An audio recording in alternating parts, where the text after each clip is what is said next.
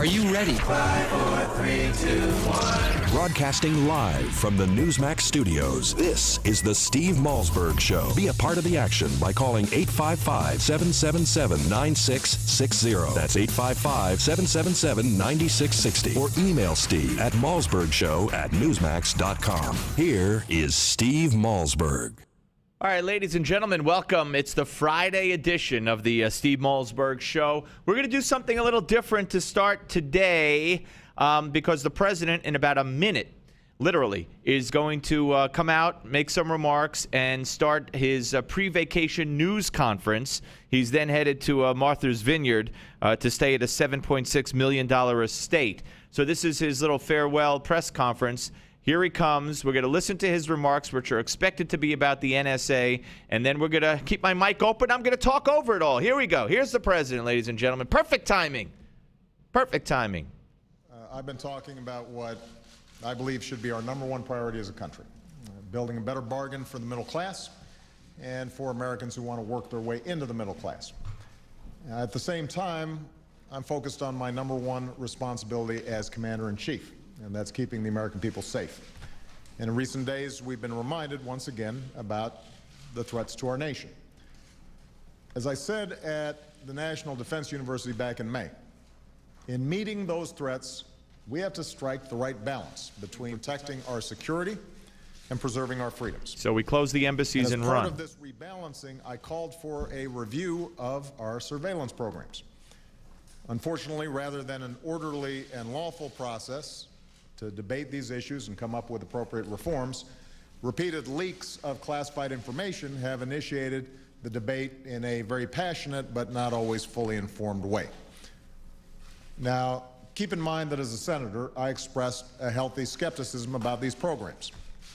And as president, I've taken steps to make sure that they have strong oversight by all three branches of government. Sure he has. Clear safeguards to prevent abuse and protect the rights of the American people. He does it all. But given the history of abuse by governments, it's right to ask questions about surveillance, particularly as technology is reshaping every aspect of our lives. Just ask Anthony Weiner. I'm also mindful of how these issues are viewed overseas, because American leadership around the world depends upon the example of American democracy and American openness. Because what makes us different from other countries is not simply our ability to secure our nation, it's the way we do it. Right. With open debate and democratic process. And not sticking terrorist heads underwater. In other words, it's not enough for me as president to have confidence in these programs. The American people need to have confidence in them as well.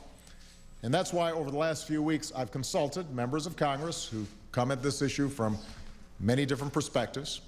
I've asked the Privacy and Civil Liberties Oversight Board to review where our counterterrorism efforts and our values come into tension. And I directed my national security team to be more transparent and to pursue reforms of our laws and practices. And so today I'd like to discuss 4 specific steps, not all inclusive, but some specific steps that we're going to be taking very shortly to move the debate forward. All right, you know what? Let's bring this down right now. And I can't bore you or myself with this, but we're going to go back. Once the questions start, once he starts taking questions, we'll go back to it and we'll see what he has to say. Then let's see the caliber of the questions. Let's see if this White House press corps has the guts and the nerve to ask about the quote-unquote phony scandals. Let's see if they have the guts and the nerve to ask about the grieving parents of those killed in Benghazi.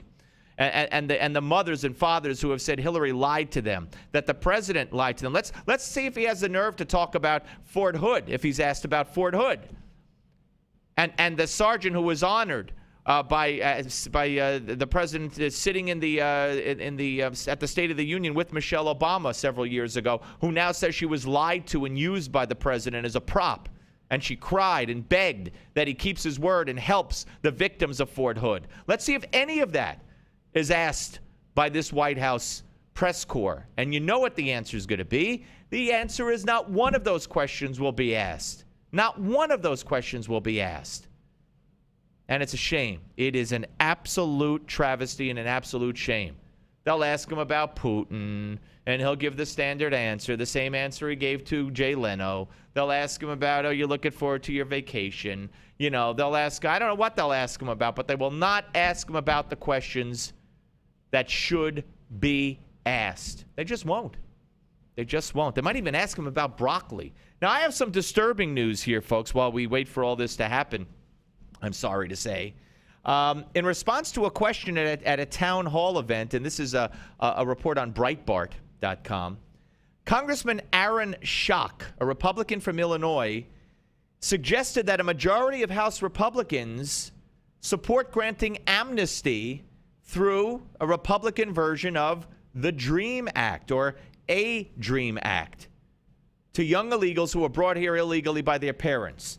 Schock is a member of the whip team led by House Majority Whip Kevin McCarthy. McCarthy is just another one of those usual suspects. He's another one of those phony Republicans. He's another one of the leadership. He's Boehner, he's Cantor, he's McCarthy. He's that whole leadership, whatever you want to call them. I have some select names, but I'll keep them to myself. And it's unfortunate that this is our leadership in the Republican Party in the House of Representatives. They don't have the guts to do anything. They don't have the guts on health care. We know that right now, Obamacare, to defund it. And apparently, they're all on board. Chuck Schumer says, and Congressman Gutierrez says, there are enough votes out here to pass health care reform. Yeah, they're going to pass health care reform. Here it is. This is Gutierrez. 40 to 50 House Republicans will support immigration reform. And Gutierrez is a Democrat from Illinois.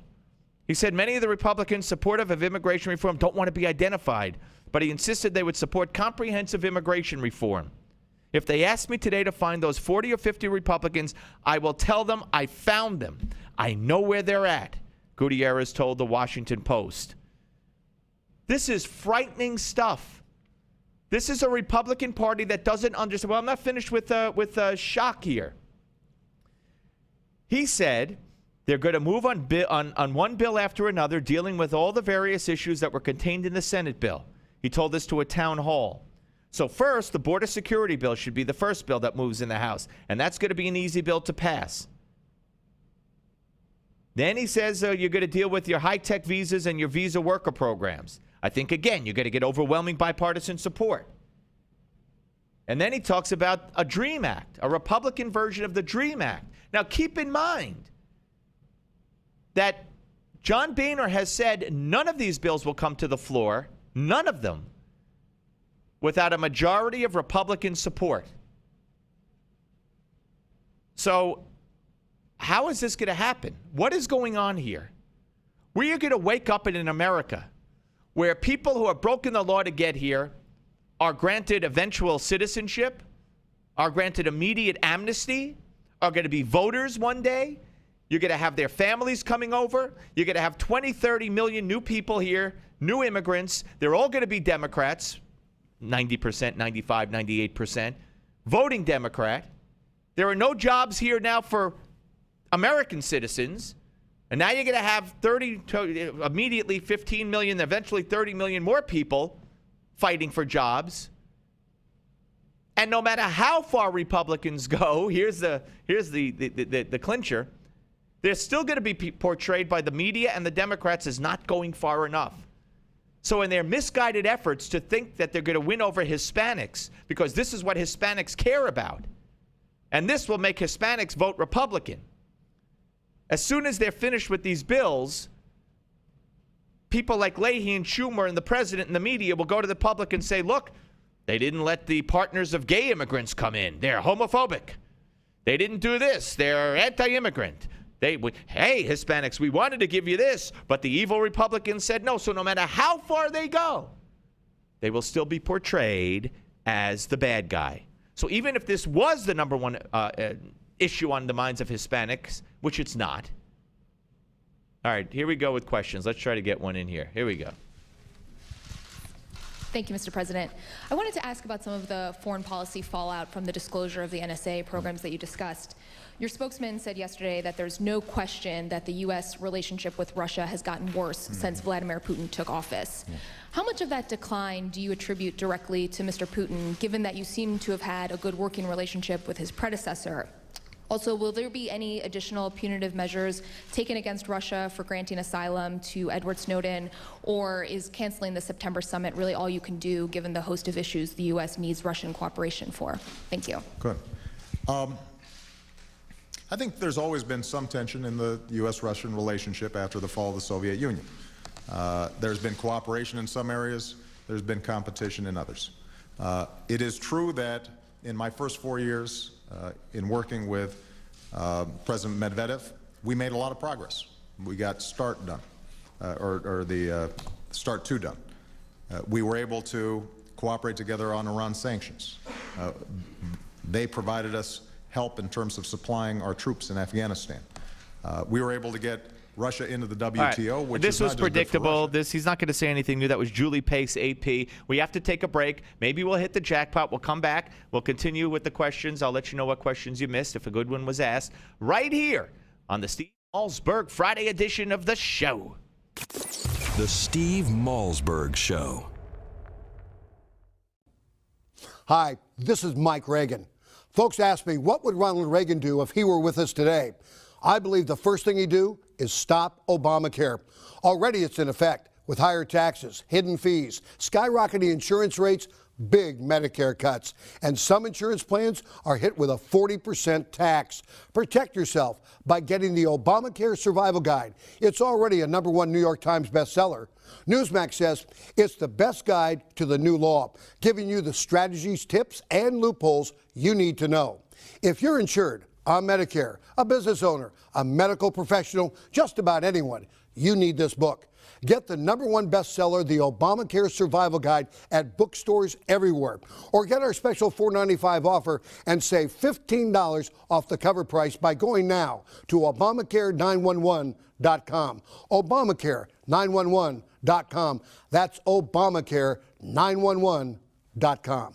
In 2013, half of your friends, family, and neighbors may lose their jobs, all while you are robbed of 90% of your life savings, investments, and home's value. Controversial economist Robert Wiedemer, who was the only expert to predict the recession, has released a startling video with shocking evidence that the powers that be have tried to ban. But that hasn't stopped 50 million people from getting the truth. Watch it at AftershockVideo.com. AftershockVideo.com.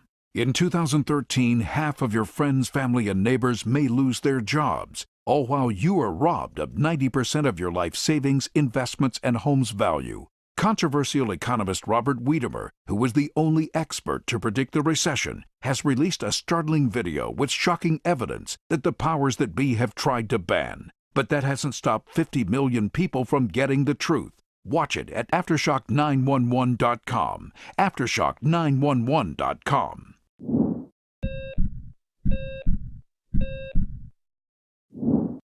We're in the midst of an obesity epidemic, and I'm not surprised. The statistics on obesity mirror an increasing trend of eating out or ordering in. In fact, some people dine out every night, but eating in restaurants is one of the biggest enemies of your heart.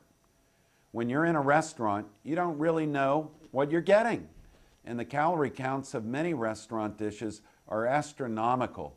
In fact, some single dishes contain more calories than we should eat in an entire day. Eating in fast food restaurants is even worse. A diet of hamburgers, French fries, and shakes constitutes a fast lane to the emergency room. If you really want to help your heart, get in the habit of cooking simple meals at home. Here are 3 easy tips that will make your food taste better than even the best restaurant. Choose the best fruit in season. Your local farmer's market is a great place to start. It will probably still cost less than that pie you were thinking of buying. Get in the habit of using fresh herbs. You can use them in egg white omelets or dust them on the fish you grill or bake. And for a light dessert, choose a square or 2 of dark chocolate that that you and your spouse can enjoy. There are lots of ways to make your heart healthy, but there are also lots of ways to damage it. That's why I wrote Fix It, Dr. Crandall's 90-day program. In it, I'll tell you how to kickstart your metabolism every day, how to pick the best diet for you, how to stop hunger from sabotaging your diet, the 7 superfoods for your heart. I'm Dr. Chauncey Crandall, and thanks for watching this Heart Health Minute.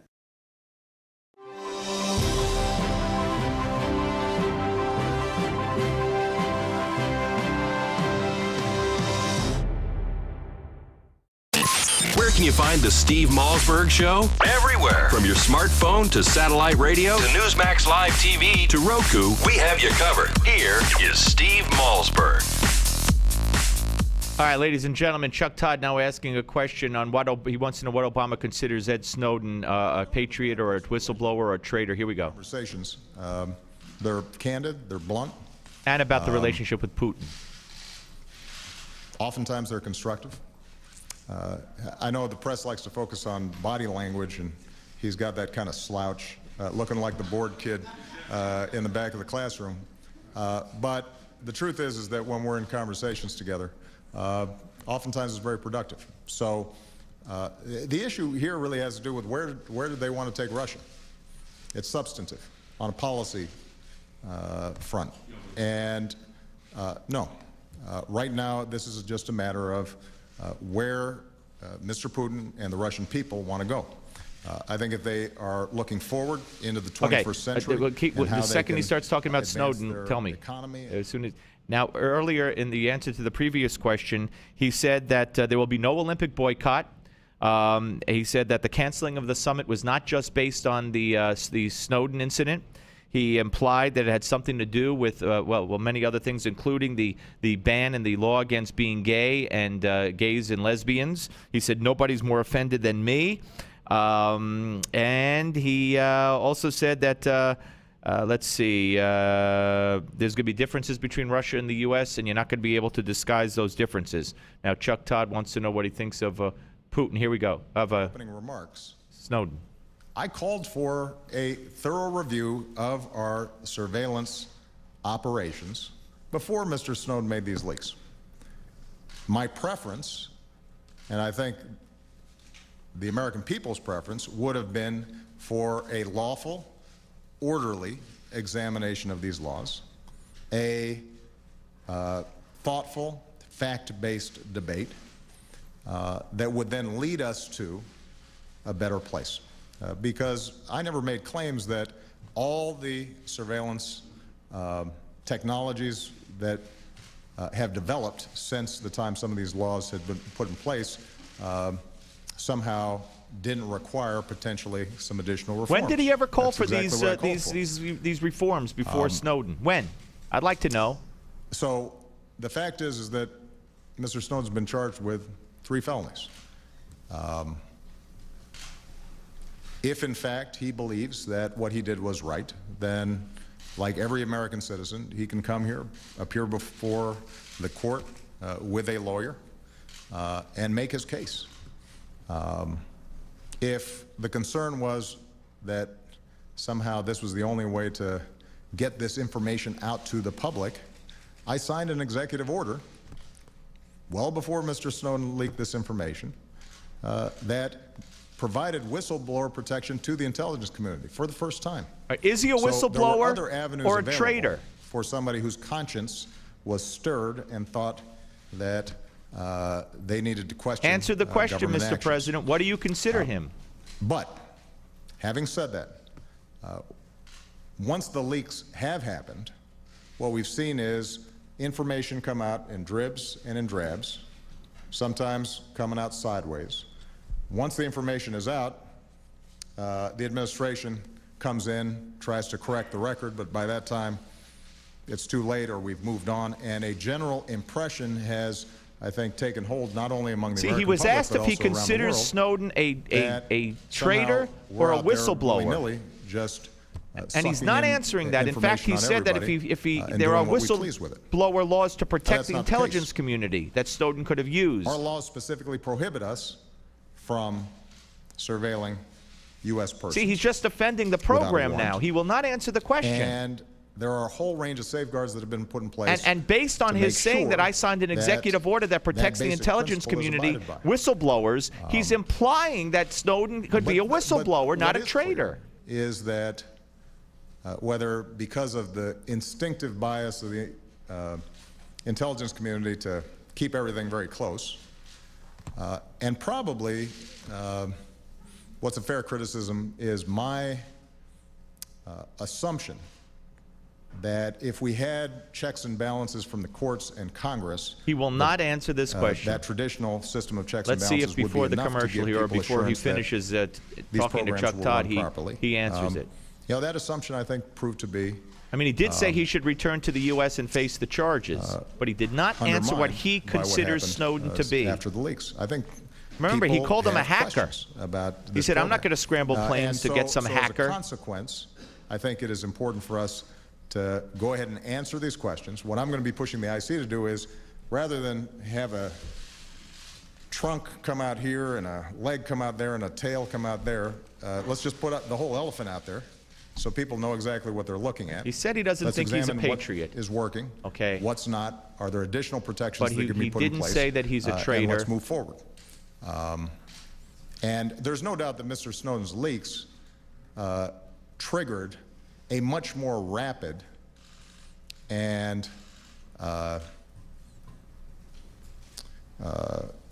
passionate response than would have been the case if I had simply appointed this review board to go through and I'd sat down with that's all he cares about is what the public now thinks of the NSA program and the reporting on it and the assumptions about it. I actually think we would have gotten to the same place. All right, we're going to have to take a break here, folks. It's only been 2 questions so far. So you haven't missed. You've been in on both questions and answers. We'll continue this for a little while. Then we'll talk to our friend Dr. David Samadi later in the half hour. And we'll tell you what the next question, which is coming up, is. It's from Major Garrett. And I will let you know what the question is and what the president had to say. We'll come back to his live press conference on the Steve Malzberg Show. The Steve Malzberg Show. According to the FBI Uniform Crime Report, there are over 5,000 robberies every day. Your home could be at risk of being burglarized. Don't put your loved ones and valuables in jeopardy. For just over $1 per day, your home can be protected from break-ins, fire, and more. Get the latest home security technology from Protect Your Home, your ADT authorized dealer. Over 6 million households sleep better at night with ADT monitored home security. What's more, Protect Your Home is offering you their latest equipment, an $850 value, absolutely free for qualified customers. Protect your loved ones and home today. Call now for licenses and to find out more. The call is free, 1-800-949-8201. That's 1-800-949-8201. Again, 1-800-949-8201. $99 installation charge, 36-month monitoring agreement at $36.99 per month. Payment by credit card or electronic bank account charge. For new homeowner customers with satisfactory credit history only. Local permit fees may be required. Certain restrictions apply. Cannot be combined with any other offer. 150 million people suffer from headaches. All you want is for the pounding in your head to stop. Migralex stops the pounding. Migralex was developed by a neurologist and founder of the New York Headache Center. I'm neurologist Dr. Alex Malzberg. After studying and researching the human brain for 25 years, I've developed Migralex, which eliminates pounding headaches. It works for my patients, and I'm so convinced it will work for you. I don't just guarantee it, I put my name on it. Dr. Malzberg's Migralex gets rid of headaches fast without harsh caffeine, sodium, or preservatives. Migralex works unbelievably fast. And it's gentle on my stomach. Find out how to get your free bottle of Migralex. Call 800-532-2967. Plus, if you're one of the first 100 callers, you'll also receive the Migralex Quick Tips to Headache Relief absolutely free. That's 800-532-2967. Or go to migralexrelief.com. MIGRALEX relief.com. Or call 800-532-2967. Attention hip implant patients. Are you in constant pain? Have you received a letter from your doctor about your implant? Have you had or need a revision surgery? Do you have high levels of metal, chromium, or cobalt in your blood? Over 90,000 hip implant devices have been recalled due to defects and failures resulting in revision or replacement surgery. If you have a recalled hip implant, you may be entitled to substantial financial compensation. Call 800-460-1530 to see if your implant is affected by the recalls. If you or a loved one has a defective or recalled hip implant, you may be entitled to substantial financial compensation. Call 800-460-1530. That's 800-460-1530. Protect your legal rights today. Call 800-460-1530. This is an advertisement, not valid in all states. Paid non-attorney spokesperson. iLawsuit.com is an advertising group that represents lawyers advertising their services and is a free matching service for consumers. It is not a law firm or lawyer referral service. You've heard the allegations on the news, and during the big game, pro football players have been using deer antler velvet to get a competitive edge. Banned at the London Games for its performance-enhancing qualities. Forbidden in major sports leagues for being an unfair advantage to athletes. Deer antler velvet is now in stock and available to try for free for a limited time only. Athletes have been using it for years for increased strength, increased endurance, muscle mass stress reduction, and yes, greatly enhanced libido. Everyone's talking about this miracle substance so powerful, it's being banned by professional sports organizations, but for a limited time, it's being made available to the general public. Best of all, you can try it for free by calling 800-678-5153. That's right, get Superior Velvet for free. If you're looking to boost your performance on the field and between the sheets, get the most powerful, proven product used by athletes for years now for free. Claim your free bottle today by calling 800-678-5153. That's 800-678-5153. Again, 800-678-5153.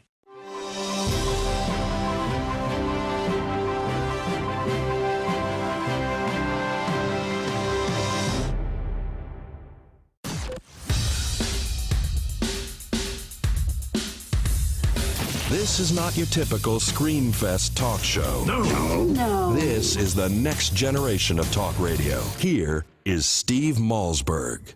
All right, folks, we rejoin. Now we have Carol Lee asking a question. We rejoin Obama's press conference live from Washington, D.C. here on the Steve Malzberg Show. Let's hit it. Issues. I mean, part of what you're talking about today is restoring the public trust, and the public has seen you evolve from when you were in the U.S. Senate to now. And even as recently as June, you said that the process was such that people should be comfortable with it. Mm-hmm. And now you're saying you're making these reforms and people should be comfortable with those. So why should the public trust you on this issue? And why did you change your position multiple times? Well, I think it's important to say, Carol, first of all, I haven't evolved in my assessment of the actual programs. All right, let me review. We're getting nowhere. Just as I predicted. So far, we've had 4 questions. The first question was on Russia. I told you that would be a question. The second question was on Snowden and Russia from Chuck Todd. Then we had Major Garrett. Major Garrett used to work at Fox News, wrote at National Journal. Now he's at CBS. Hard-hitting reporter, not afraid to get out there. And he asks about the Federal Reserve appointment. Will it be Larry Summers or Janet Yellen? And has he made up his mind? That's what he wasted his question on. I mean, look, there's nothing more important. One of the most important things is who will be the next Fed chairman. I understand that. But if that's what Major Garrett is going to ask, then there's no hope for what about Benghazi? What about the IRS? What about your claim of phony scandals? Who's left to ask that? Ed Henry, maybe. We'll have to wait and see. And now here's another question back to the NSA program again. What I'm reading about is the government actually abusing these programs.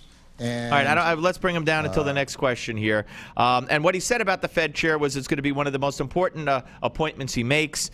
He said that the Fed chair's job is to keep inflation in check, keep the dollar sound. But he said too many people are out of work, and the goal is full employment, which would be around 5%. But I think the goalposts have moved because we know that the percentage of the unemployment rate comes down even though people are dropping out of the workforce, and that's why it's gone down from 10% to wherever it is now, 7-something, because people are leaving the force, not because a tremendous amount of jobs are being created. He also talked about full employment, and also I can't read my own writing or what else he said about the economy. But we're not growing fast enough. The economy's not growing fast enough. But these are okay questions. These are fine questions. These are nice questions. These are questions you want to hear about. We didn't need another NSA question. I could tell you that much. That we didn't need. And he goes on and on and on and on and on for 10 minutes on each answer. And for him to say that even before Snowden leaked his information, he was just about to, or he had been. What did I write here? He had some kind of study in place where he was looking at the program to make sure it wasn't being abused. Really? Really? That I'd like to hear. And he's saying now that the government is not actually abusing the NSA. Quote unquote, actually abusing. So maybe we'll get lucky here and we'll get another, well, we will get another question. It's just that maybe he won't take 10 minutes for this one. He said those outside of government fear Big Brother, but he says some surveillance programs are worth preserving. Absolutely they are. Absolutely. But how do you trust this man with anything? How do you trust him? How about, hey, you got a question on Obamacare, White House press corps? You got a question on Benghazi? The reports about people not being able to talk to the press, changing their names, getting lie detector tests, being transferred to other parts of the country to keep them away from the media and the press? Anything about that? Nah, we don't have to talk about that. Nah, let's keep talking about this. NSA, Federal Reserve Chairman, Russia. Again, important points, but not important enough. Okay, let's go back to him here. The president at the White House. Ideas. And people may want to jigger slightly, sort of the balance between the information that we can get. Jigger? Versus. Is that a word? Is jigger a word? Could you guys look that up? On privacy. Jigger. That, if haven't already might take place in a future administration, or as technologies develop. Next question. Further. Come on. Next question. And the other thing that's happening is that as technology develops further, technology itself may provide us some additional safeguards. Yeah, okay, that's wonderful. So, for example, if people don't have confidence that the law, the checks and balances of the court and Congress are sufficient to give us confidence that government's not snooping. Well, here's another question. Let's bring him down for a second. Here's another question. Mr. President, the nonpartisan GAO, Government Accountability Office, confirmed yesterday it's launching an investigation into how Planned Parenthood, where you became the first president to speak at, the country's largest abortion provider, they're investigating how they spent millions of taxpayer dollars. Do you have any concerns that you spoke there and praised them and said something to the effect of God bless Planned Parenthood, and now they're being investigated? Any concerns, Mr. President? You'll never hear that one either. All right, here we go. Let's see if we got another one coming. That the programs are operating in a way that prevents abuse. Still talking about it. That continues to be true without the reforms. Okay, next question. The question is, how do I make the American people more comfortable? All right? Yeah, how do I bamboozle them, okey-doke them, and let them lull them into a false sense of security? That's what I need to do. Now, the programs are fine, but how do I make the American people understand that? Back in the day, and she's a little skeptical. Well, I'd like her to trust me, but maybe I need to bring her back and show her the dishes. And not just have her take my word for it. He just made an analogy about doing the dishes with Michelle. I can't even. The program is, I am comfortable that the program currently is not being abused. I'm comfortable that if the American people examined exactly what was taking place, how it was being used, what the safeguards were. I got another question while he goes on and on about this. Hey, Mr. President. Who leaked the information to the media that we intercepted al-Qaeda's conference call? Mr. President, why did Joe Biden tell the world it was SEAL Team 6 that got Osama bin Laden? And what about the horrific plane crash that killed so many SEALs 2 months after that? What about the congressional investigation into that? Nah, that'll never come up. He's still talking about this. We've been back from the break for 10 minutes. He's still going. Here we go. Let's see. Thank you, Mr. President. You have said that core al-Qaeda has been decimated, that its leaders are on the run. Now that we've seen this terror threat that has resulted in embassies closed throughout the Arab world, much of Africa, do you still believe that al-Qaeda has been decimated? And if I can ask, in the interest of transparency, can you tell us about these drone strikes that we've seen over the last couple of weeks in Yemen? That's a good one. What I said in this same National Defense University speech back in May that I referred to earlier is that core al-Qaeda is on its heels, has been decimated.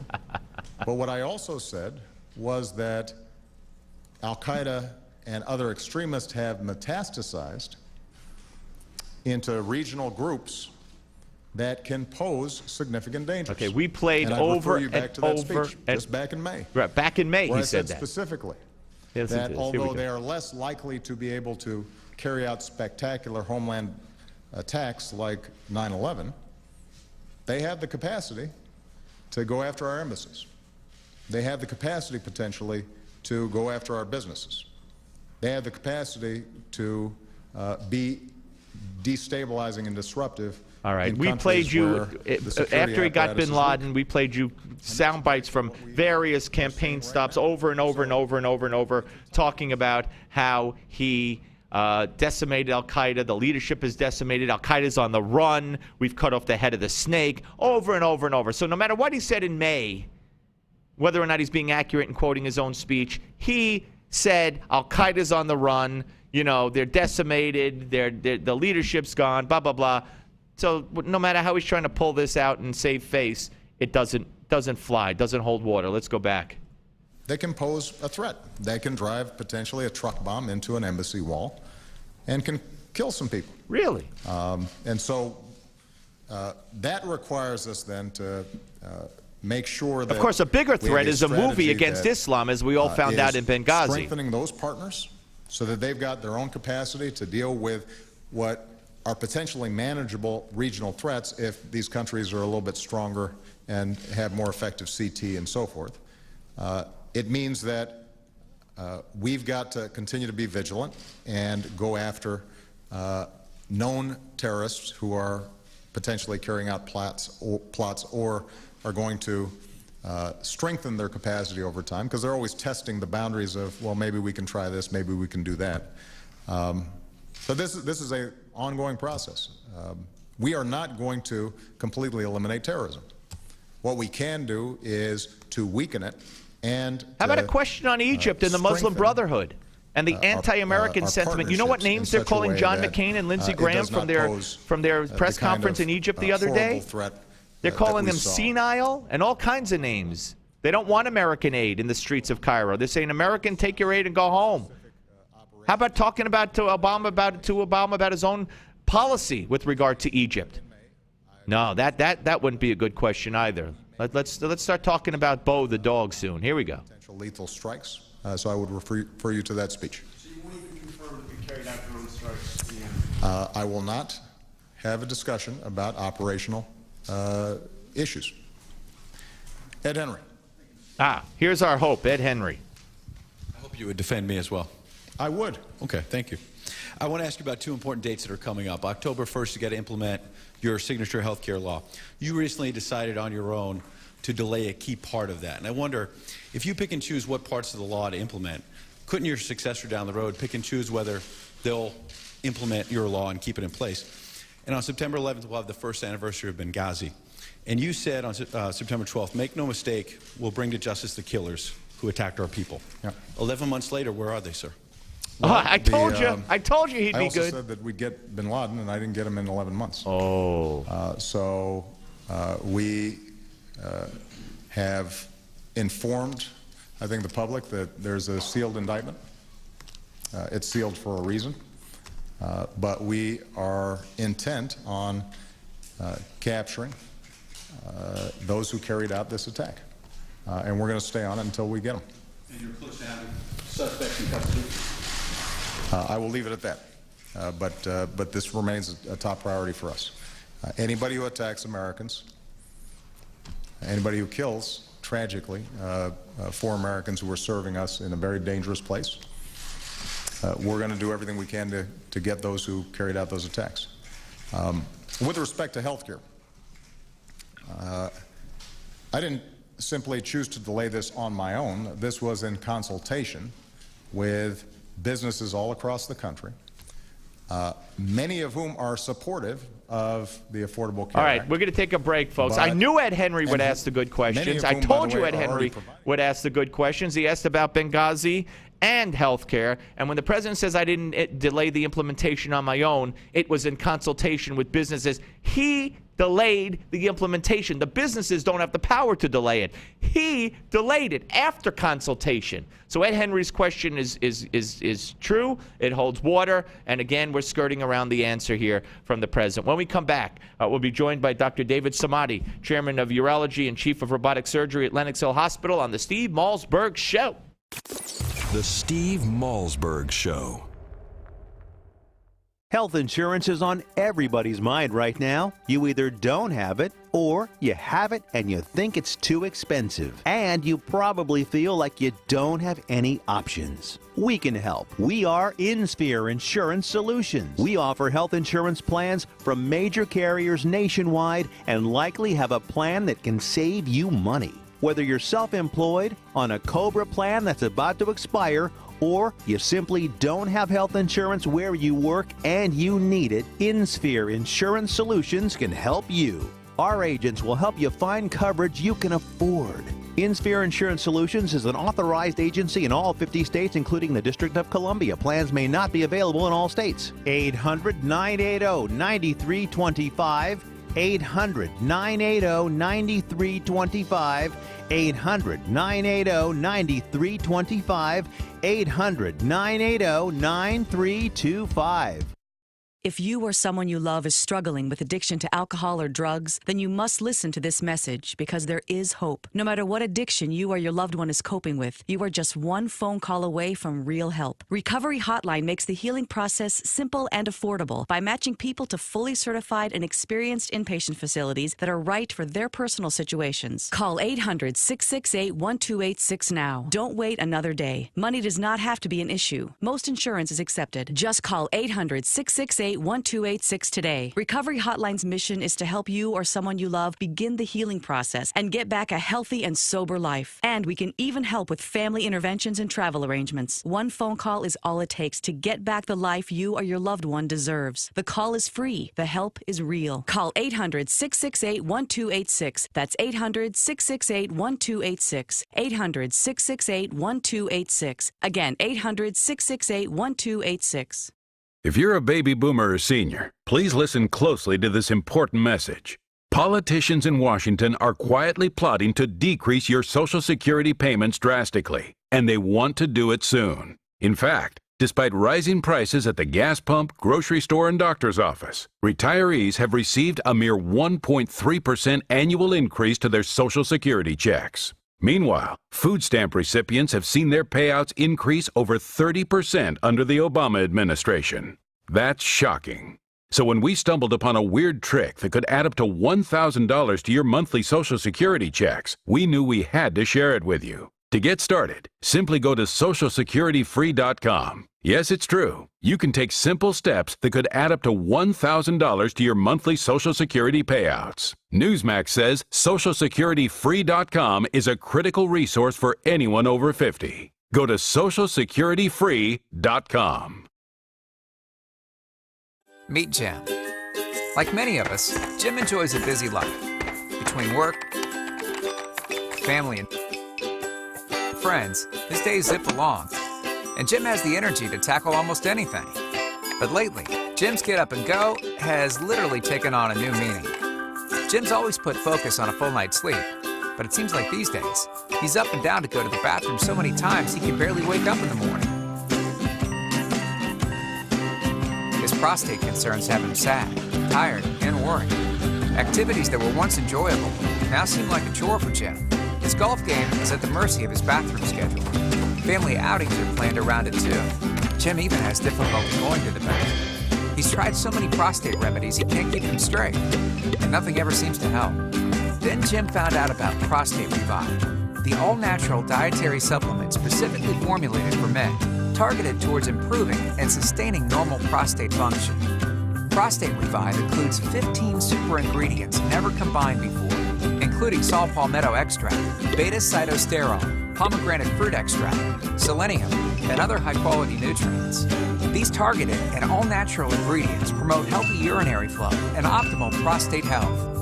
And the best part is, Prostate Revive was developed by a renowned medical doctor. Dr. David Brownstein personally formulated Prostate Revive with one goal in mind: to promote a healthy prostate gland. Thanks to Prostate Revive, Jim's got his life back. He gets a full night's sleep every night, and his friends and his wife can't believe he's the same guy. He has his old energy back, and no one has to wait for him. He doesn't even think about his prostate concerns anymore. Visit MedicSelect.com to take back your nights and improve your quality of life with Prostate Revive.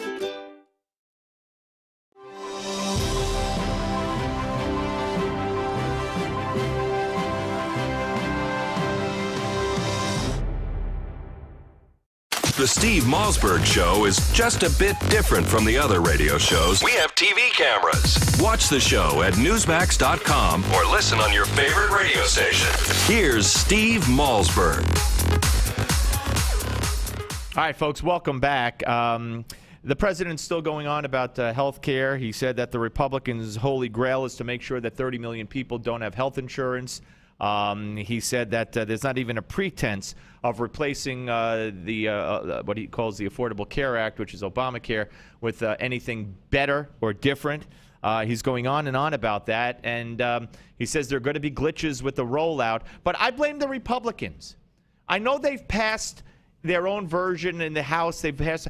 What the Republicans need to do is stand up with one sheet of paper and take the things that in Obamacare that you're willing to take, that you're willing to keep, that people might be enamored with.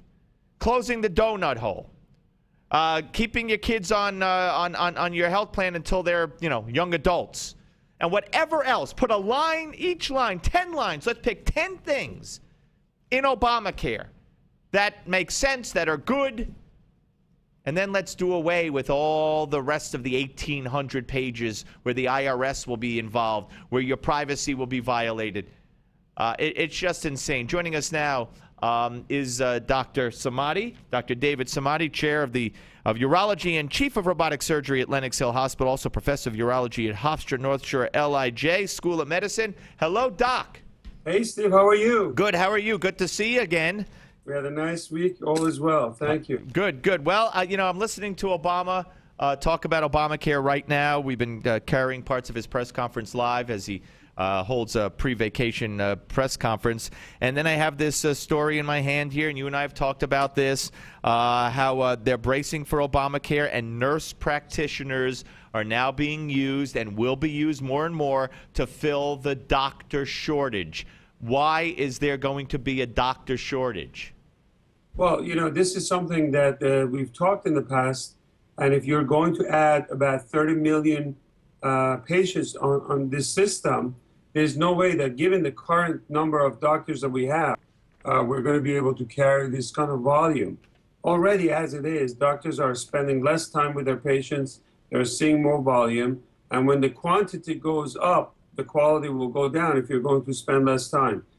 I can tell you that if you use the nurse practitioners or physician assistants or medical assistant the right way, you may be able to get away and be able to do almost 80% of the stuff that we do as a physician.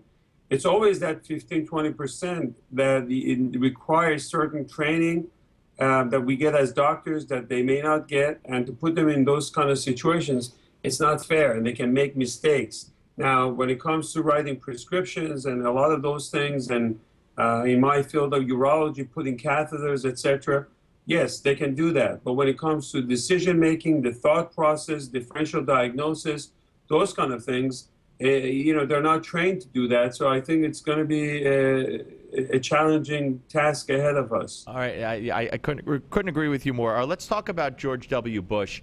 On Monday, we all found out that he went in for a physical, and then on Tuesday, I believe he had the stent put in to open a clogged artery, which they said was about 80 or 90, or maybe, 90% clogged. In all likelihood, he had a stress test, or either that or he had to have one of those angiograms. Otherwise, you can't find out that an artery is clogged, correct? Exactly right. So probably what happened is, and you know that with Fox News, every year he does the 100K, and we cover that extensively. He's obviously very active. He likes to bike, and he exercises all the time. So it's a little bit of a surprise to see this kind of blockage, and that the message is that, yes, you can exercise, but you want to make sure that your cholesterol, your blood pressure, all of that is in order.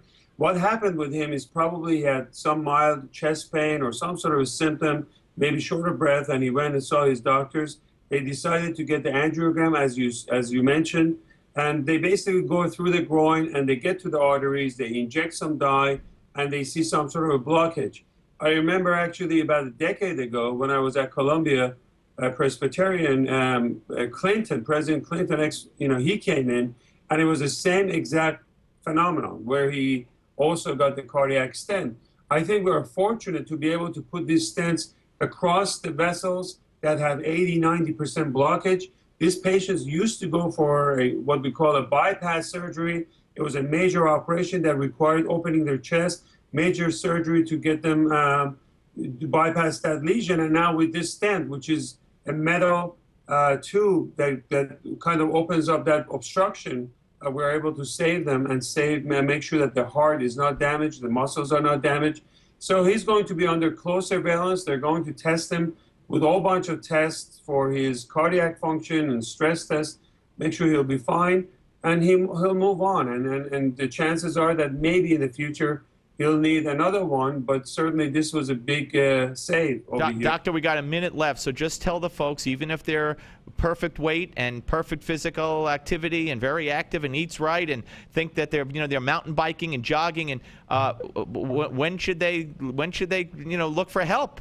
Well, I think that you have to look at individuals and you have to look at their medical issues. Somebody who is diabetic, somebody who has like high blood pressure, they have high cholesterol, even if they exercise and they eat healthy, they may have some underlying physiologic issues in their vessels that may get this kind of lesions. So yes, go ahead and exercise and make sure you eat healthy food, but you need to be under close surveillance, right, making sure that the vessels are fine and there's no obstruction. Doc, we'll see you next week. Dr. David Samadi, Chairman of Urology and Chief of Robotic Surgery at Lenox Hill Hospital and Professor of Urology at Hofstra North Shore, LIJ. You watch him on Fox News. Always good to talk to you, sir. We're coming back. Dr. Ben Carson joins us on the Steve Malzberg Show.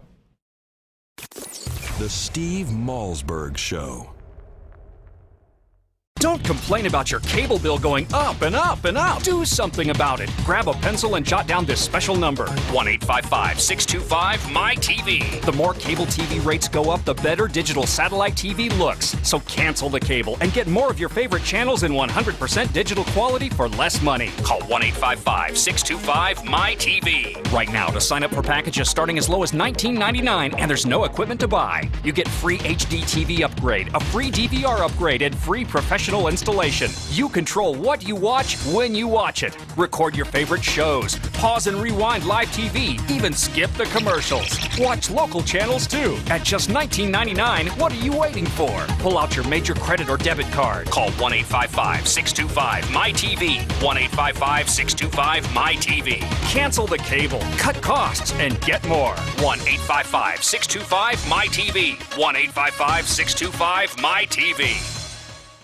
Obama wants your money, and he's determined to get it. He wants your money to buy off unions, his Wall Street cronies, and to expand the Obama welfare nation. Well, Swiss America is determined to stop him from stealing your money. They want to send you an award-winning film, I Want Your Money, on DVD that exposes his plan. It'll help keep the government's hands off your money using gold, silver, and other hard asset strategies to protect your hard-earned money. Call today and request the DVD, I Want Your Money, normally $19.95, yours absolutely free. Let Swiss America show you how to use gold, silver, and other hard assets to protect your hard-earned money. Call now. 800-978-3907. 800-978-3907. Call Swiss America right now. Learn all about investing in gold. 800-978-3907. That's 800-978-3907. Call right now.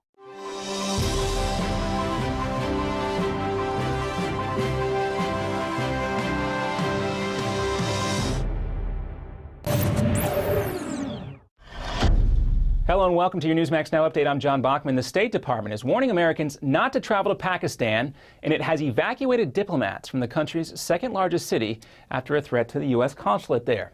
The consulate was already scheduled to be closed through Sunday for a Muslim holiday, but authorities considered the threat substantial enough to pull employees from their homes and send them to the Pakistani capital of Islamabad.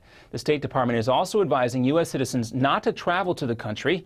U.S. officials say the withdrawal from Lahore is not related to the threat of an al-Qaeda attack in the Arab nation of Yemen. 2 days ago, Washington ordered diplomats there to get out of the country. And earlier this week, 19 U.S. diplomatic outposts throughout the Middle East and North Africa were temporarily closed after U.S. intelligence officials intercepted a message from al-Qaeda's top leader about plans for a major attack. And college students will soon start paying lower interest rates on their student loans. President Obama is signing a bill today that will lower interest rates for undergrads down to 3.9%, though the rate is tied to the financial markets. The legislation is a result of drawn-out negotiations in Congress. And a professional football player gets his wish granted last night. Brian Banks made his NFL debut as a linebacker for the Atlanta Falcons. Banks' dream had been derailed 11 years ago after being charged and convicted of a crime he did not commit. He was a high school star player with a full ride to the University of Southern California, but a fellow student accused him of rape in 2002. He was later tried and sentenced to 5 years in prison, and then 9 years later, his accuser was caught on a hidden camera admitting it was all a lie. Last May, Banks was exonerated and then signed by the Atlanta Falcons. He didn't get to play until late in the game, but when he did, the result was pretty much already decided. That still did not matter to Banks. I'm finally here. I can't believe I'm actually here. And if it all ended today, then, Mom, I did it. And that's just how I feel right now. Banks recorded a couple of tackles, but he admits he still has a long way to go if he hopes to make the 53-man regular season roster, and there are no doubt a lot of people pulling for him. And there were more evacuations, forced evacuations, and at least one more death as reported as floodwaters continue to devastate parts of the nation's midsection. Water rescue teams helped evacuate more than 100 people today in the city of Hollister, Missouri. Later in the day, the floodwaters started receding, but there are still people who have been displaced and forced to take shelter at a nearby church. Also, a 69-year-old woman drowned when her car was swept off a bridge Thursday. Missouri Governor Jay Nixon has declared a state of emergency. And when your Newsmax Now update continues, a raging wildfire in Southern California is still burning right now. An update as firefighters try to get a handle on the blaze and more homes are being damaged. And we have a Newsmax exclusive with Heritage Foundation President Jim DeMint on the risks facing Republicans as they work to defund Obamacare. Next. Obamacare. More than $1 trillion in new costs. Hidden taxes, fees, big Medicare cuts, doctor shortages. How can we survive? To know Obamacare is to survive Obamacare. The Obamacare Survival Guide tells you everything you need to know to protect yourself, your family, your business. The Obamacare Survival Guide at bookstores everywhere. Special internet-only offer right now at Obamacare911.com. What is LigNet? LigNet is knowledge. LigNet is power. LigNet is global. Top-level officials, U.S. intelligence officers, national security advisors, foreign operatives, all reporting directly to you. What is LigNet? LigNet is confidential. LigNet is sensitive. LigNet is security. What is LigNet? They're the ones taking the world's pulse. If you're not in the know, you're not on lignet.com. You've been briefed.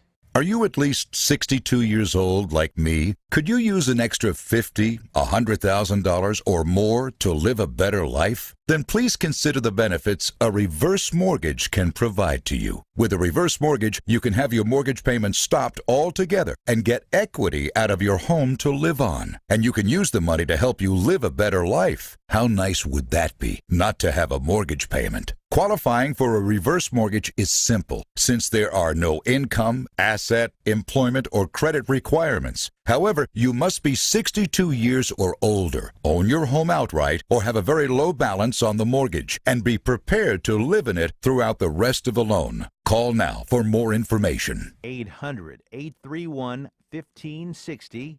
800-831-1560. 800-831-1560. That's 800-831-1560. And a wildfire in Southern California was still burning out of control earlier today. At least 10 homes have been burned. Hundreds more are threatened, and about 1,800 people have been forced to evacuate.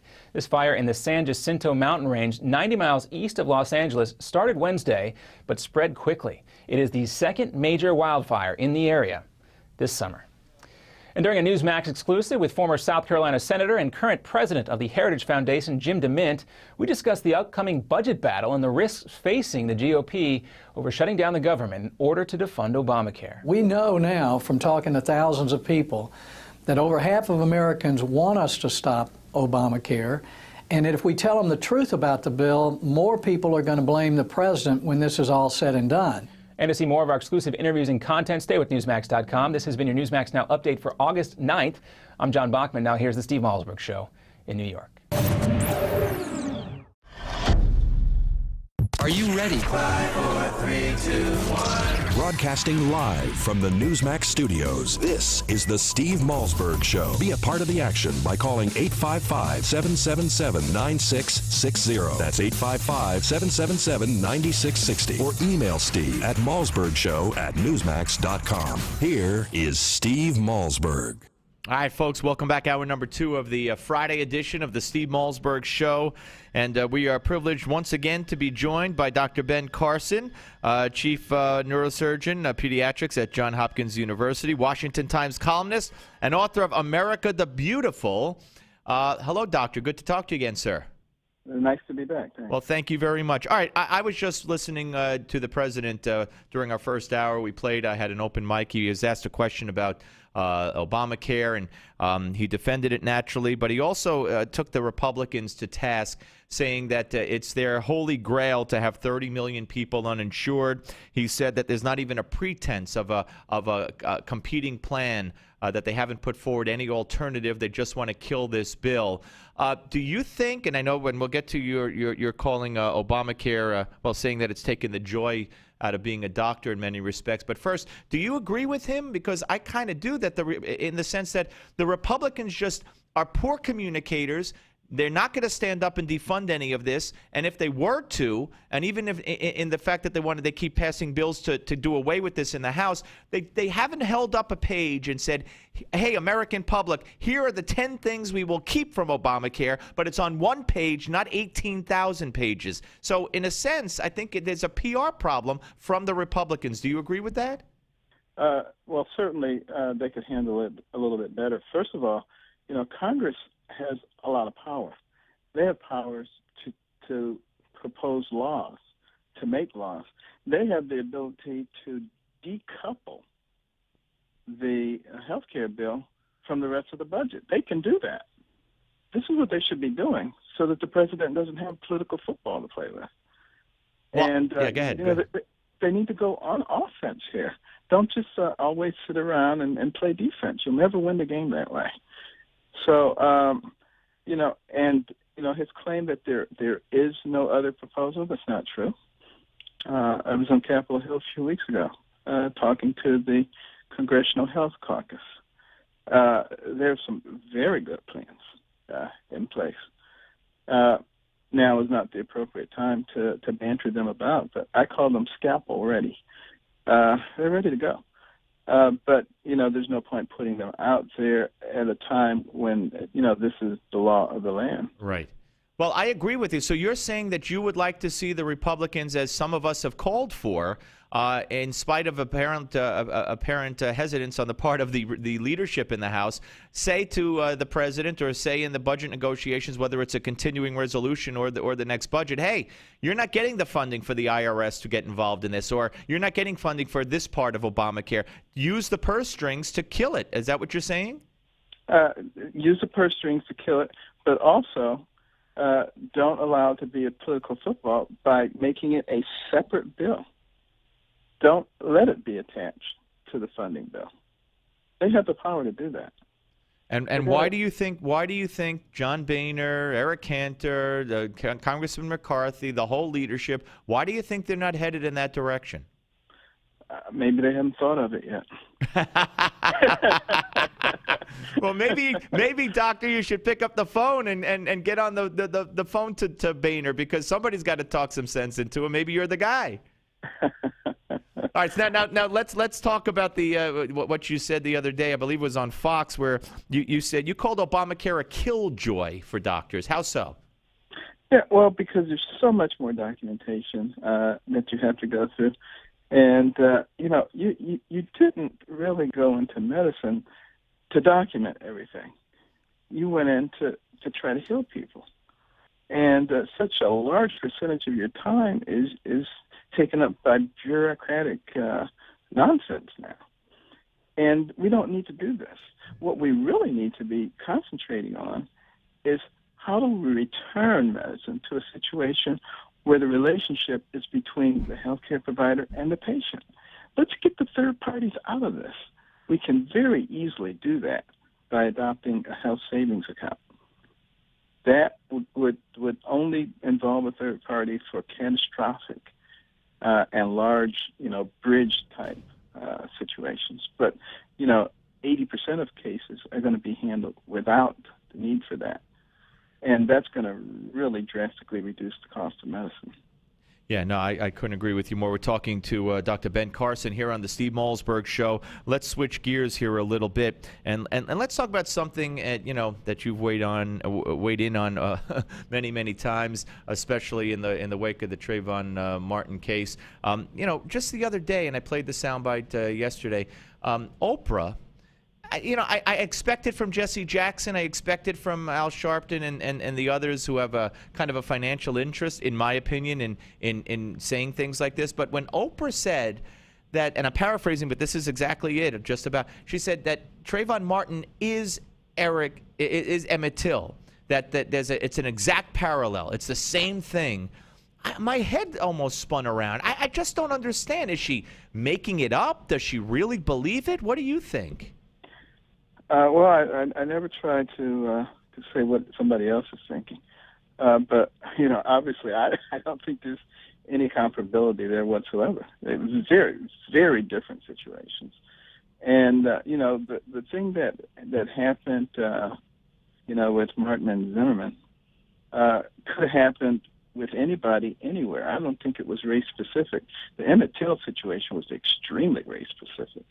Absolutely, and it was a hallmark or a landmark case. I mean, example, terrible example, but it stood out in the civil rights struggle. It meant something, and to diminish it by I mean, I'm white, obviously, but to diminish it by saying Trayvon Martin is Emmett Till. I mean, my God, you either don't know who Emmett Till was and what happened to that 14-year-old boy, or you're just doing this on purpose. And like you said, you can't get in someone's mind, but either way, it's pretty sad. It's very sad. What's truly sad is the fact that we're allowing ourselves as a nation to be divided on so many planes. Last year it was the war on women. Of course, after the election, the war was over. But anyway, and this year, it's all this racial stuff. It's class warfare all the time. Age warfare, whatever kind of warfare we can create. We, the American people, have got to rise above it. We've got to say, look, we know that there are people trying to divide us, divide and conquer, and change your society. We kind of, if we don't learn how to identify those elements that are manipulating us, then it's all over. Well, let me ask you this, and this might be one of the most serious of all. It might be slow to develop, but the Department of Housing and Urban Development, HUD, is going to impose a new rule that will allow the feds to track diversity in America's neighborhoods and then push policies to change those that it deems discriminatory. Now, this has happened in select localities over the last few years, just one or two, Westchester County in New York, where they come in and they basically threaten to tie that locality up in legal battles that'll cost millions and millions of dollars that they just don't have. Now, Kendall Coffey, famed attorney, was on me yesterday and said the federal government just cannot come in and change zoning laws, but they could come in and try to and threaten lawsuits and get their way. So, I mean, trying this social engineering based on what the government feels is discrimination in a neighborhood because maybe there's too many whites or too many blacks or not enough, that's pretty scary. federal government needs to go back to school and read the Constitution, find out what they're supposed to be doing. Maybe if they start doing the things they're supposed to be doing, they can keep their nose out of everything else. That would be really great. But, the more they involve themselves in everything, the more screwed up everything gets. That's very true. All right, tell me about your book, America the Beautiful. Well, it's still on the New York Times bestseller list for 6 months now. And basically, we wrote that book, my wife and I, because, we saw what was happening to our country, that people were forgetting who we are.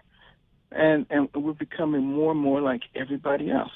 This is an extremely different country than every place else. That's the reason that we went from nowhere to the pinnacle in record time, because we looked at things differently, because we had different beliefs. We believed in God. We believed in ourselves. We believed in hard work. We believed in fairness and honesty. We believed in compassion.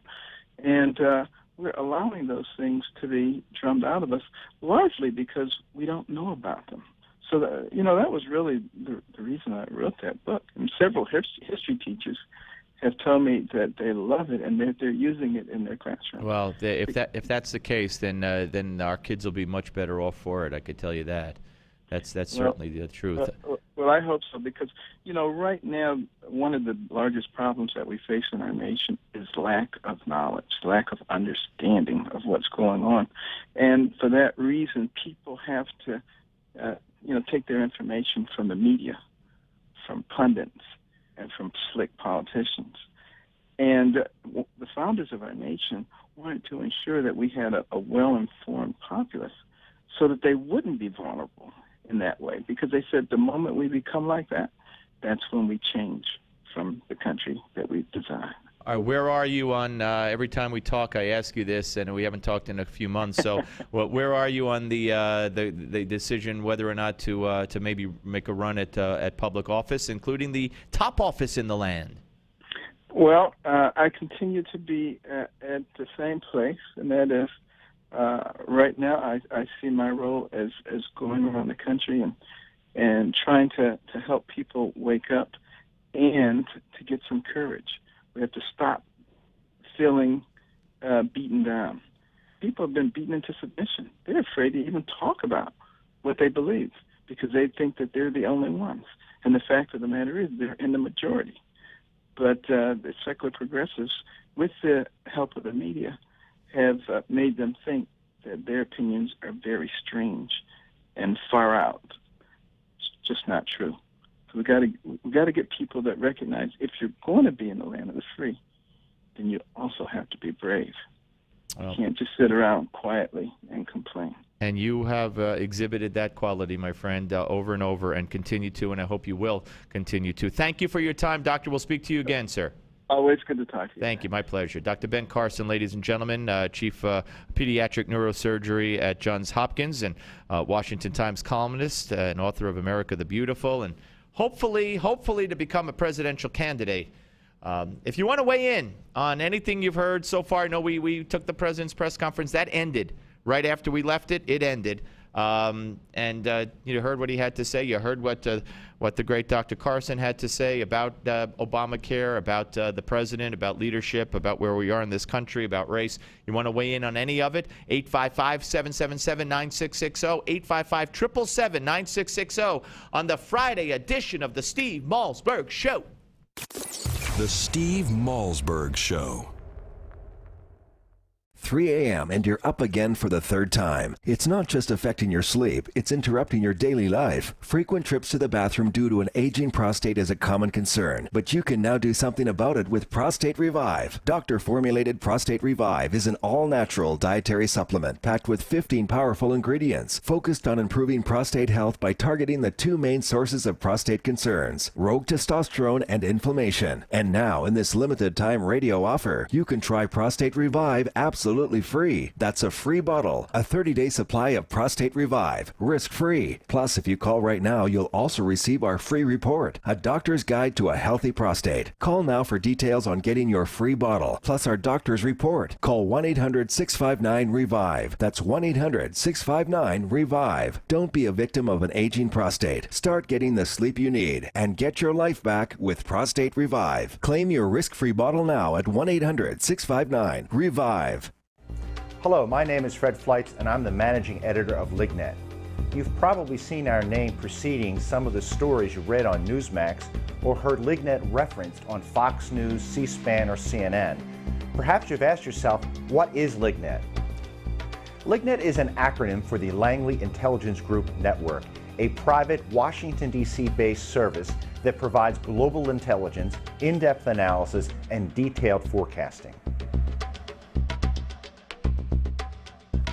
LigNet's staff and advisors include former CIA officers, national security experts, presidential advisors, and top-level government officials from around the world.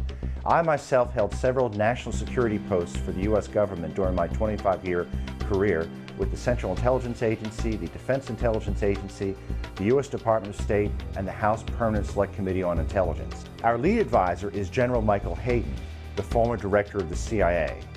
He is joined by former U.S. Ambassador to the United Nations John Bolton and former chairman of the National Intelligence Council and Special Assistant to President Ronald Reagan Fritz Ehrmann, former U.S. Ambassador to Venezuela Otto Reich, and former clandestine service officer Frederick Russman. Former chairman of the House Intelligence Committee, Peter Hoekstra, also joined our advisory board staff. Every day, our goal is to use our expertise, our resources, and our worldwide staff to take the pulse of the ever-changing political and economic landscape and the threats we face on a daily basis. Whether you are following global events for your portfolio or business, or just interested in the world around you, LigNet provides what you need to know to keep up with global events. There are many. Every day, LigNet members receive the Morning Brief, a daily email that provides summaries and links to our daily analysis to keep you up to date on LigNet's assessments. LigNet members receive unrestricted access to LigNet's secure database of global analysis. All of our special reports, previous analyses, and exclusive video interviews with intelligence insiders are available to members 24 hours a day. But you also get top-notch analysis that resembles the President's Daily Brief, the classified intelligence assessment delivered to the President of the United States every morning. LigNet also sends breaking news emails to our membership list. If there is a development of global proportions or a terror alert, our subscribers are always the first to know. I hope you now have a better understanding of what LigNet is, but more importantly, recognize how truly invaluable LigNet can be. As the old saying goes, knowledge is power. Join LigNet for $1. Go to lignet.com.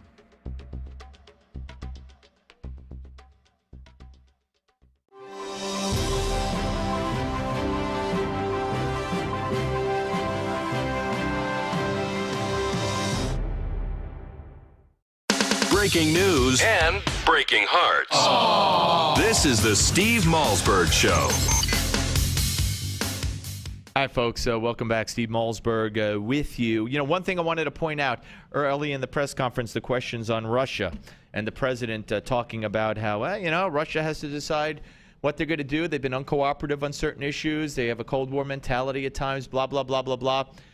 Do you remember the avalanche of criticism that a guy named Mitt Romney found himself under when Romney said on May 26th, 2012, that Russia is the United States' #1 geopolitical foe, adding that Russia always stands up for the world's worst actors. Now, we've seen it with Iran. We've seen it with Syria. We've seen it over and over and over again. Romney's remarks came during an interview with CNN's Wolf Blitzer. Like that? Wolf Blitzer. During which he spoke about the comments made by President Obama earlier that day which were caught by an open mic. That's when he said, he told Russian President Medvedev that he'd have more flexibility after the election. Remember that? So Romney said he was very concerned about the president's remarks, especially because they were made to a Russian leader. Quote, Russia is not a friendly character on the world stage, and for this president to be looking for greater flexibility when he doesn't have to answer to the American people in his relationship with Russia is very, very troubling and alarming. This is to Russia, Romney said. This is without question our number one geopolitical foe. And guess what? Mitt Romney was absolutely right. And he was lambasted by this radical left-wing so-called media. Torn apart. But he was right. And again, Obama was dead wrong, to quote the late Ed Koch. Okay, we have a phone call. We have Mark in Garden City, New York, listening on XM Radio, channel 244. Hello, Mark. Hey, how are you? Good. By the way, this XM station is going away at the end of the month. So you're gonna have to go to newsmax.com to watch the show, or listen on the Big Talk 850 in Florida, WFTL, or WCFO in Atlanta. But go ahead. Hey, thank you. I just had comments because I guess the Trayvon Martin thing has been beat to death. But then you were talking about Oprah. I've been in fist fights as a kid. My friends have been in fights in the street, whatever, in the school. And I was wondering if you've ever been in a fight. And if you have, were you able to control yourself not to kill that other person that you were in a fight with? Well, obviously, as a kid, I got into fights. You asked me a question. I haven't been in a fight as an adult that I could think of. And obviously, I didn't kill my friends who, during sports or hanging out in the summer months or whatever on the street, we'd get into fistfights occasionally. Kids would do that. But so, what's the point? Well, because Trayvon is black, and the black man is a lot scarier to the white man. So therefore, we must assume that Trayvon was going to kill. All right. I don't know what you're talking about, Mark, but I appreciate the call. Thank you very much. I have absolutely no idea what he's talking about. But I think he was trying to set me up somehow, ladies and gentlemen, but we got to the core of that, did we not? Now, for those of you, since it's your first week on the great WFTL down in Miami, Fort Lauderdale area, you'll be treated to Noel Sheppard. This is a weekly feature, much as Spinning the Law was with Kendall Coffey yesterday. Noel Sheppard, associate editor of newsbusters.org, where we do Malzberg's Media Madness every Friday at this time. So make sure you are tuned in. You're not going to want to miss what's coming up. We tackle some of the worst examples or best examples of media bias and talk about the media coverage of the day's events. And we do it right here. And we'll do it when we come back, right here on the Steve Malzberg Show. Don't go away. The Steve Malzberg Show. I love you, son. So it hurts when you say I hate you. I'm your mother. I'm tired of you disrespecting me when you don't get your way. I work hard to make sure you have everything you need. I should be able to ask you to get out of bed in the morning without a fight. So from now on, things are going to be different. I ordered the Total Transformation Program. We're not going to scream and fight anymore. I'm going to tell you what to do in a different way, and you're going to do it. You're not going to call me ugly names anymore, and if you do, you're going to get consequences that'll keep you from calling me ugly names. We're not going to do things your way anymore, son. We're going to do things the Total Transformation way. Get the Total Transformation free. Just order the program, tell us how it works for you, and you can keep it for free. Call 1-888-577-9520. 1-888-577-9520. Call now. Call 1-888-577-9520. 1-888-577-9520. If you need to lose weight and would like to get paid for it, that's right, I said get paid to lose weight. Just listen to the following announcement. The makers of GCE Green Coffee Bean Weight Loss are looking for real testimonials from real people and will pay you per pound to meet or exceed your weight loss goal. Until now, the secrets of green coffee's fat-burning power has been limited, but thanks to Dr. Oz, the secret is out. And now, this authentic green coffee bean fat burner is available in easy-to-take tablets. There are no expensive meals to buy or strenuous workouts. Simply take take one tablet before each meal and record your progress. Only the first 200 callers are guaranteed to be accepted into the program. So if you're serious about losing extra weight and want to earn extra cash for fitting into your skinny jeans again, call 800-383-9230 now. Call 800-383-9230. 800-383-9230. Space is limited, so hurry and secure your spot today. 800-383-9230. Some conditions apply. 800-383-9230. 800-383-9230. Attention, if you've been classified as a high-risk driver due to DUI, DWI, or tickets for aggressive driving and are required to get expensive and hard-to-find SR22 auto insurance, then you must listen to this message because we can help. We're the largest insurance company in the U.S. specializing in SR22 auto insurance and focused on serving the needs of customers classified by the state as high-risk drivers. We help people get back on their feet by providing easy-to-get, low-cost SR22 insurance that anyone can afford. If you need SR22 auto insurance, or if you have it now and are paying too much, you need to call us today for your free quote at 800-836-4606. Our specialists are standing by waiting for your call. We understand people make mistakes, and we're here to help by making SR22 insurance easy to get and affordable for everyone. The call and quote are free. Call us now at 800-836-4606. That's 800-836-4606. Again, 800-836-4606.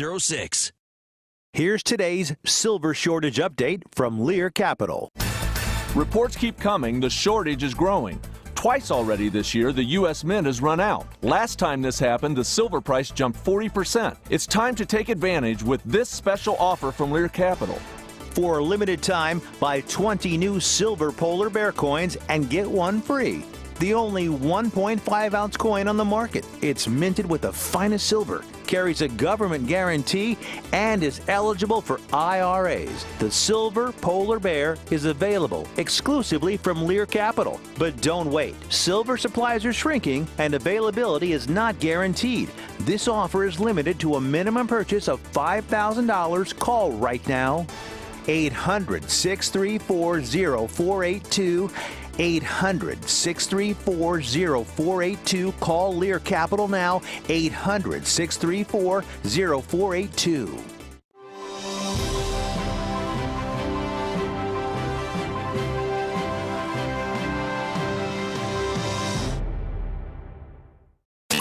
Where can you find the Steve Malzberg Show? Everywhere. From your smartphone to satellite radio to Newsmax Live TV to Roku, we have you covered. Here is Steve Malzberg. I want to ask you about Reince Priebus because you've been involved in debates, debate prep, debate negotiations. Right. And here you've got the Republican chairman, I would say understandably miffed about these Hillary Clinton films, one a documentary, the other an entertainment film, right, which is, you know, all about a bad idea. A movie. And, a bad idea. A lot of news people would say, including NBC News people, including Chuck Todd and all the rest of us, a really bad idea given the timing. Okay, bad idea, bad idea. How many times do we hear bad idea from Robert Gibbs and Chuck and Andrea Mitchell? Welcome back to the Steve Malzberg Show. It's that time. We haven't done it in quite some time, but we welcome in from Malzberg's Media Madness, Noel Sheppard, Associate Editor of Newsbusters.org. Hey, Noel.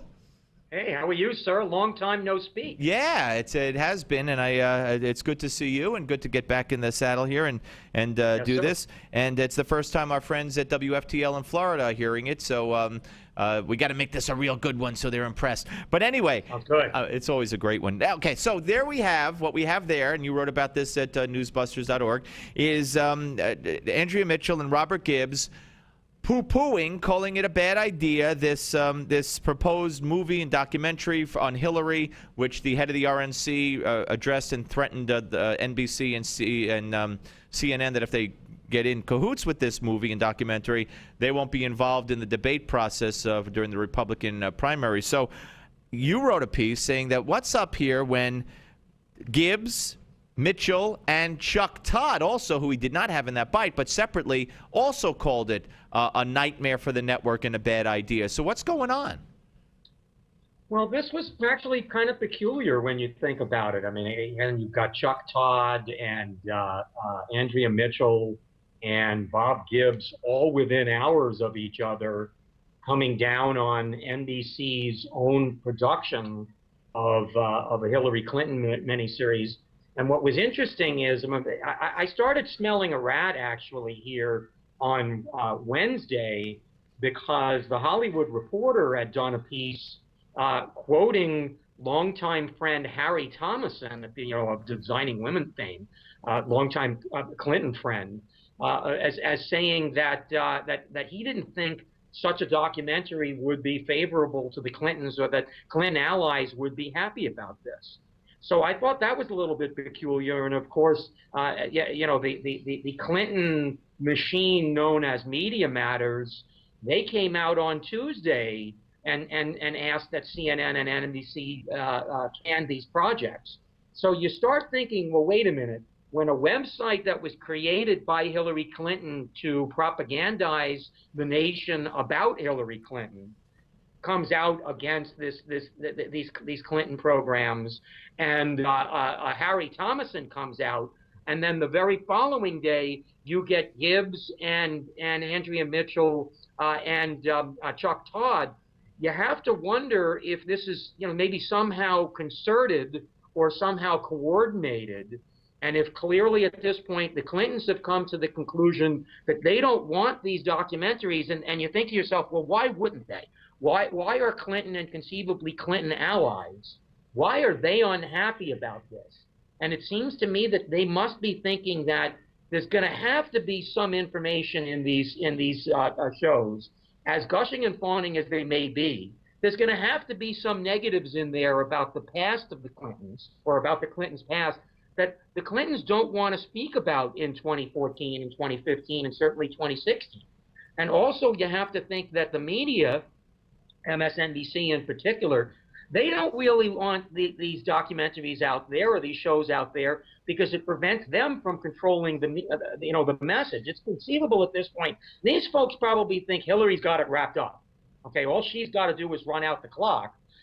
And if they can continue to control the message, well, then she's going to be a shoo-in in 2016. They must think that these documentaries and this miniseries aren't going to help, so they want NBC and CNN to pull them. Yeah, very interesting. And you're right. When all these things start happening, all of a sudden, they must all be reading from some script, and that script most likely came from Hillary's people. And yeah, it can't be coincidental that Media Matters does this on Tuesday, and then Thomason is talking to the Hollywood Reporter on Wednesday, and all three of these guys on Thursday, in a period of about 4 or 5 hours, they're all saying we got to pull this. Yeah, I smell a rat here. Yeah, no, I couldn't agree with you more. We're talking to Noel Sheppard, associate editor of newsbusters.org. Here on the Steve Malzberg Show, let's move to the interview earlier in the week. Jay Leno's show, Barack Obama. Now, you and I have played and talked about sound bites such as this over the past few months. I guess since Leno found out that he was being let go. Here, for instance, is cut number 9.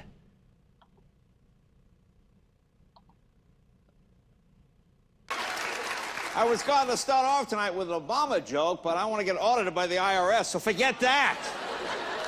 Well, you hear about this? The IRS has now admitted that they targeted conservative groups for extra scrutiny. Wow. That's why Mitt Romney wanted to be president so bad, huh? Keep the IRS off his back, of course. Boy, time moves so quickly. Sources say that soon the Obamas will have to start looking for a place to live after they leave the White House. And they think he's planning to go back to the Chicago area. They're looking for a house with 2 stories. 2, which is 10 stories fewer than Benghazi. That's amazing. That's amazing. That's amazing. All right, and then, Noel, when he had the president on earlier this week, he did in his monologue actually say that the president sent John McCain to Egypt to try to fix the stuff there. He said, I got a better idea. Why don't we fix stuff here? And I thought, whoa, this is going to be good, to watch Leno go after Obama. And though he did ask, political questions, Russia, etc., he didn't ask any tough questions.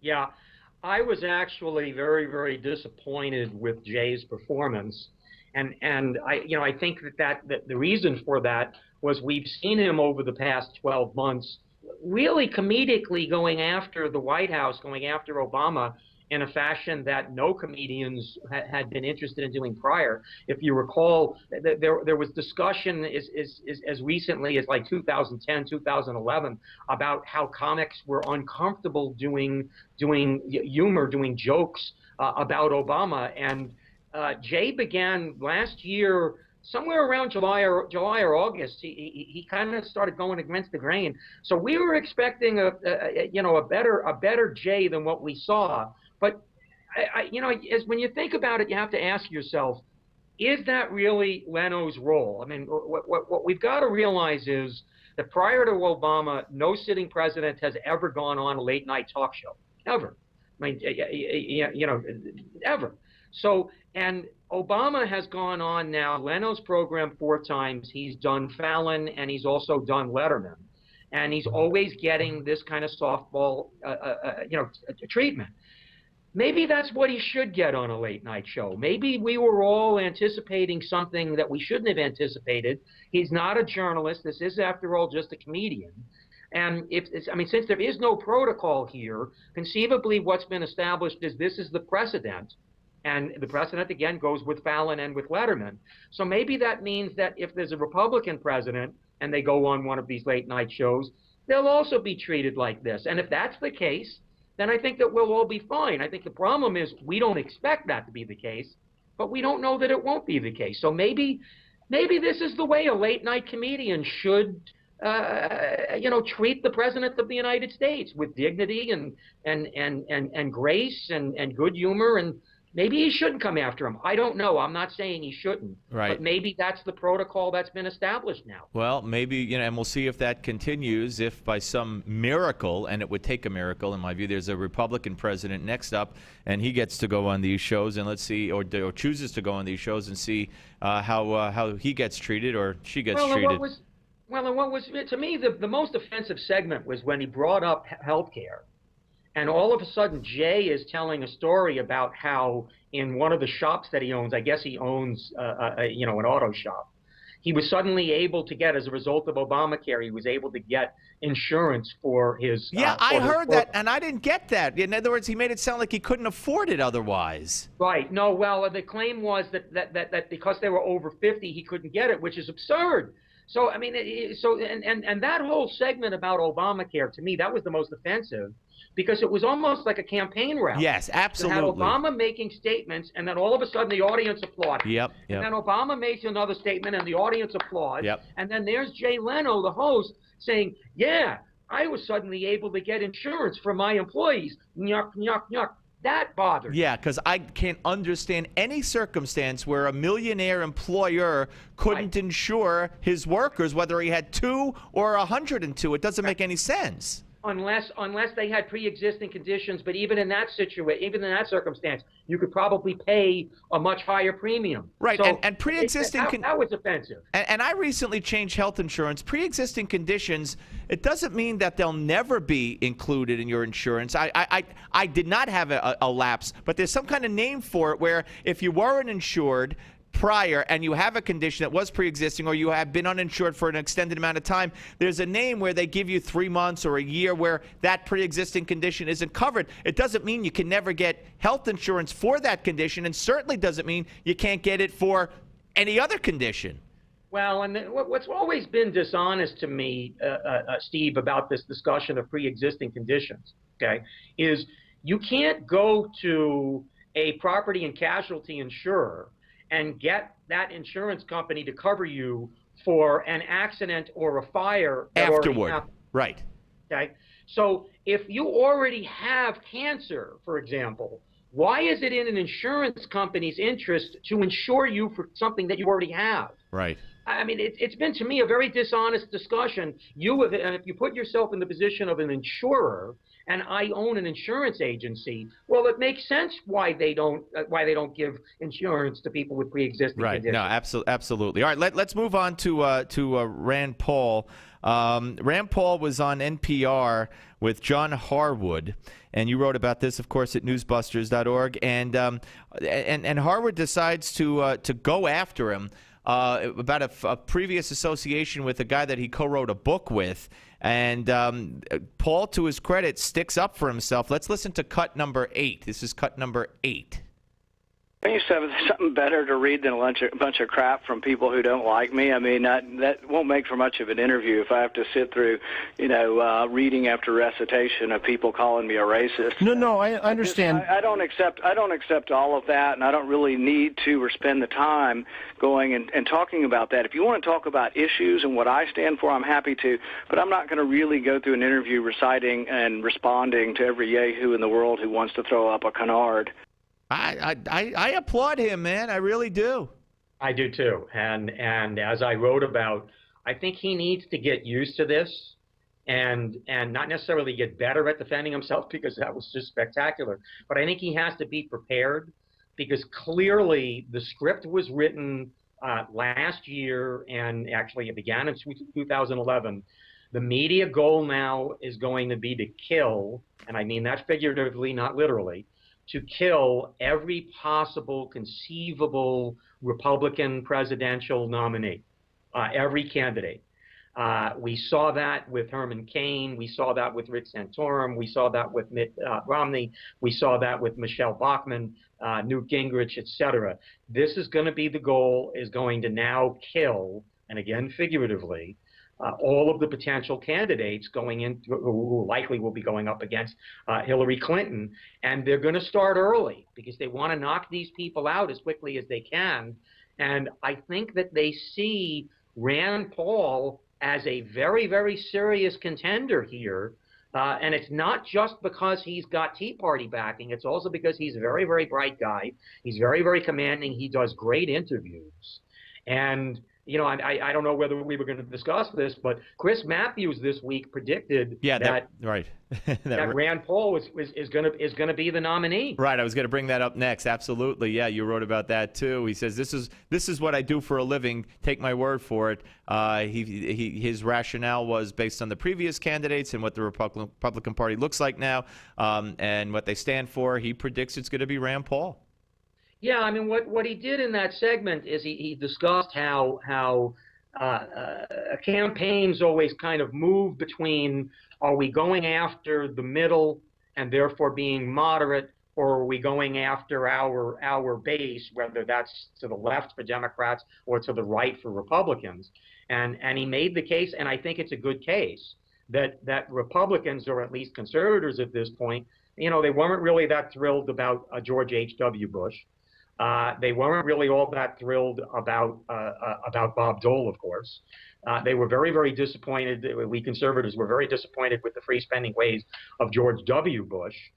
We weren't thrilled with Romney here, and we weren't thrilled with McCain. And these are all people that have largely been in the middle. And he believes that at this point in time, the time is ripe for a significantly more conservative candidate, much further to the right, and he thinks it's going to be Rand Paul.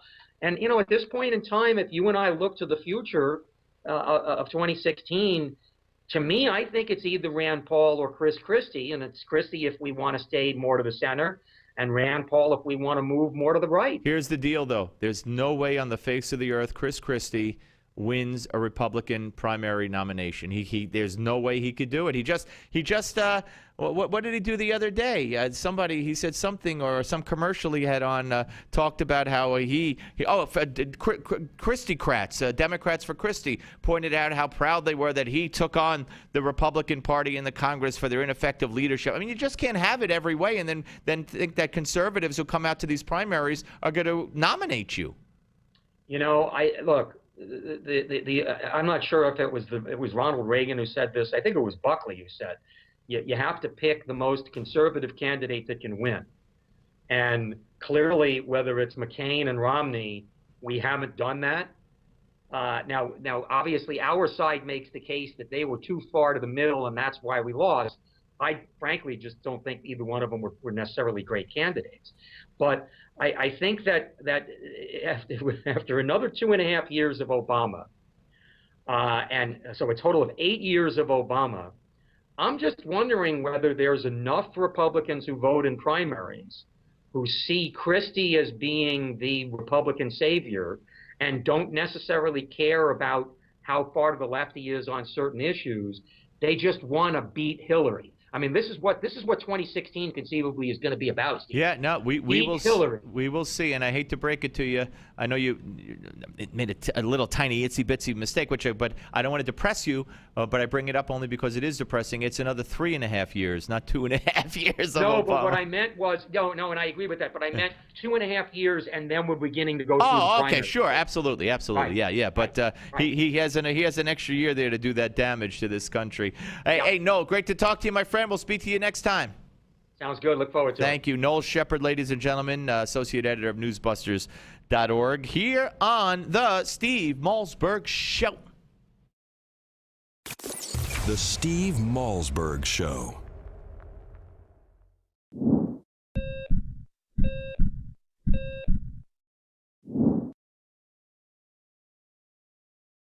Heart disease is the biggest killer disease in America, and this doesn't surprise me. We are addicted to starches, sugars, fatty meats, and salt. People who live in countries with little heart disease eat very differently.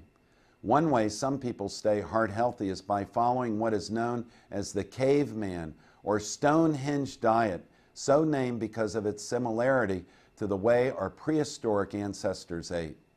People who follow this type of diet live off local fruits and root vegetables and get their protein mostly from fish and wild game they shoot themselves. Now, since most of us don't hunt or fish for all our protein, here are some simple tips on how you can start to eat like a caveman, modern day style. First, fill up on fruits and vegetables. Eat them first and you'll be less hungry. Feast on fish, which is rich in nutrients but not in calories. Choose fatty fish like mackerel, herring, sardines, and salmon, which are rich in heart-healthy omega-3 fatty acids. Get out and go for a walk. Remember, our ancestors were hunters and gatherers, so they didn't spend their time sitting in front of a TV or computer all day. If you live more like a caveman or a cave woman, your heart will love you for it. I'm Dr. Chauncey Crandall, and thank you for watching this Heart Health Minute. Remember, it's never too late to prevent or reverse heart disease. Right now, I invite you to discover your own risk for heart disease or even a heart attack by taking my quick, free online quiz at www.simplehearttest.com.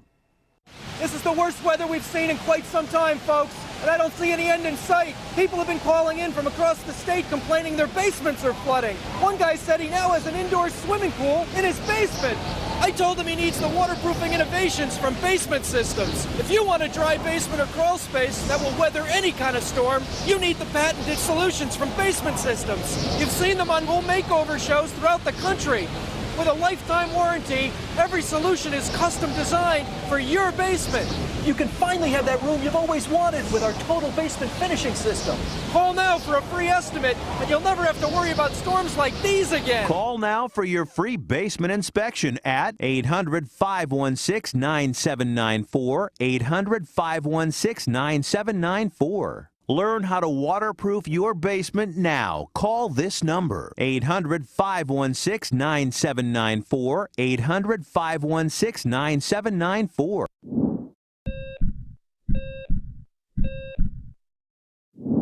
Judging from everything you hear, you think all cholesterol is bad, but that's not really true. You need a certain amount of cholesterol to maintain good health. The problem is that too much cholesterol in your blood contributes to a plaque, a fatty substance that narrows the coronary arteries that feed blood flow to your heart. Picture your coronary arteries as a 4-lane highway. If one lane becomes blocked, traffic still flows well. 2 lanes, no major problem. But if a 3rd lane becomes blocked, that spells trouble. It's the same way with your coronary arteries. And when plaque slows their blood flow to your heart, this can even cause a heart attack. The good news is that when it comes to cholesterol, lifestyle changes can pay off big time. Even a small reduction in plaque can be like opening up another highway lane. Suddenly, blood flow that was stalled can go forward again. Changing your lifestyle does not have to be hard. And in fact, here are 3 ways to help you start lowering your cholesterol. Snack on nuts. Nuts are probably one of the easiest and tastiest ways to lower cholesterol. Walnuts and almonds are among the best. Bulk up your diet with fiber. Choose whole fruits instead of a fruit juice, brown rice instead of white, and if you're eating a baked potato, be sure to leave the skin on. Choose fish. Fish contains cholesterol-fighting omega-3 fatty acids. I'm Dr. Chauncey Crandall, and thanks for watching this Heart Health Minute. Remember, it's never too late to prevent or reverse heart disease. Right now, I invite you to discover your own risk for heart disease or even a heart attack by taking my quick, free online quiz at www.simplehearttest.com.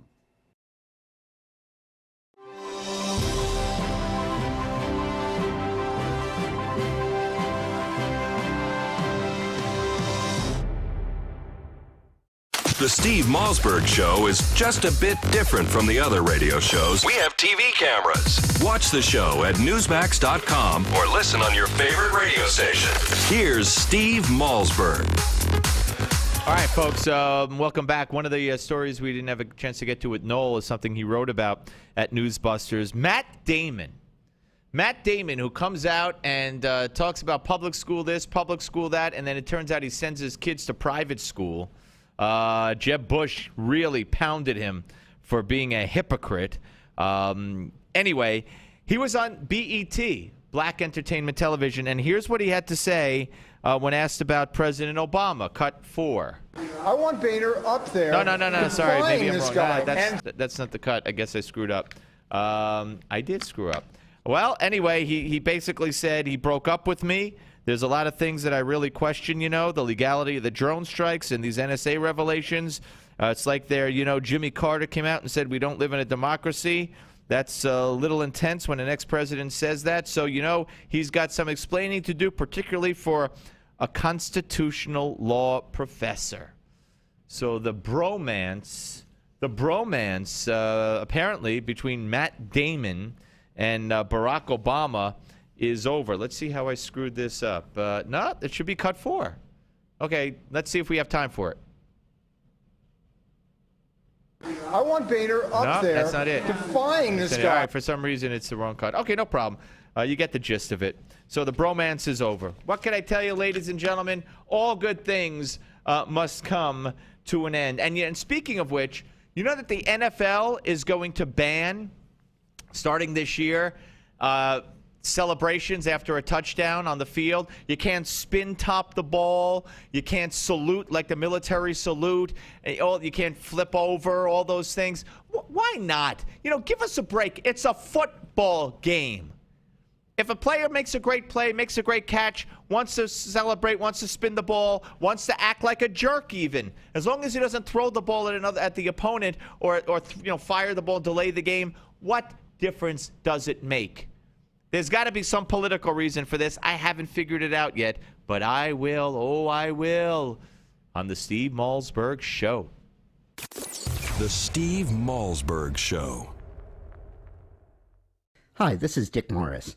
Obamacare is taking full effect this year with over 15,000 pages of regulations. You need to know how this law affects you. That's why you should get your copy of Obamacare's Survival Guide. It's easy to read and the best guide to the new law. Even if you're currently insured or a senior on Medicare or a business owner, a medical professional, or really any citizen, you need the Obamacare Survival Guide. In it, you'll find about hidden taxes, fees, and fines, including a 40% tax on some health plans. I warned you about Obamacare. It's rationing, Medicare cuts, and will trigger doctor shortages. Now the Obamacare Survival Guide gives you the simple steps to protect your family. So get the Obamacare Survival Guide at bookstores everywhere. It's already a #1 Amazon bestseller. Or get our special $4.95 offer and save $15 today by going to Obamacare911.com. Obamacare911.com. That's Obamacare911.com. Do you have a motorized wheelchair or scooter that needs repairs and you don't know where to turn? Then call the experts at Precision Repair Network. They are the specialists in repairing all makes and models of motorized wheelchairs and scooters. You can call 24/7 and they will come to you anywhere in the United States. They'll give you a loaner to use until they return yours in perfect condition. And your repairs may be covered by your Medicare or your private insurance, so there is little or no out-of-pocket cost to you. If your wheelchair or scooter needs repairs, call this special hotline now and learn how you can get door-to-door service on your repairs at little or no cost to you. Precision Repair Network. They'll get you moving again. Operators are ready to take your call right now. 800-978-4813. 800-978-4813. 800-978-4813. That's 800-978-4813.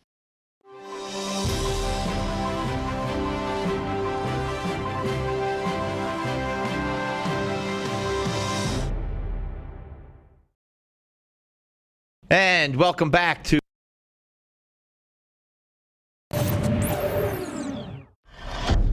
Hello and welcome to your Newsmax Now update. I'm John Bachman. The State Department is warning Americans not to travel to Pakistan, and it has evacuated diplomats from the country's second largest city after a threat to the U.S. consulate there. The consulate was already scheduled to be closed through Sunday for a Muslim holiday, but authorities considered the threat substantial enough to pull employees from their homes and send them to the Pakistani capital of Islamabad. The State Department is also advising U.S. citizens not to travel to the country. U.S. officials say the withdrawal from Lahore is not related to the threat of an al-Qaeda attack in the Arab nation of Yemen. 2 days ago, Washington ordered diplomats there to get out of the country. And earlier this week, 19 U.S. diplomatic outposts throughout the Middle East and North Africa were temporarily closed after U.S. intelligence officials intercepted a message from al-Qaeda's top leader about plans for a major attack.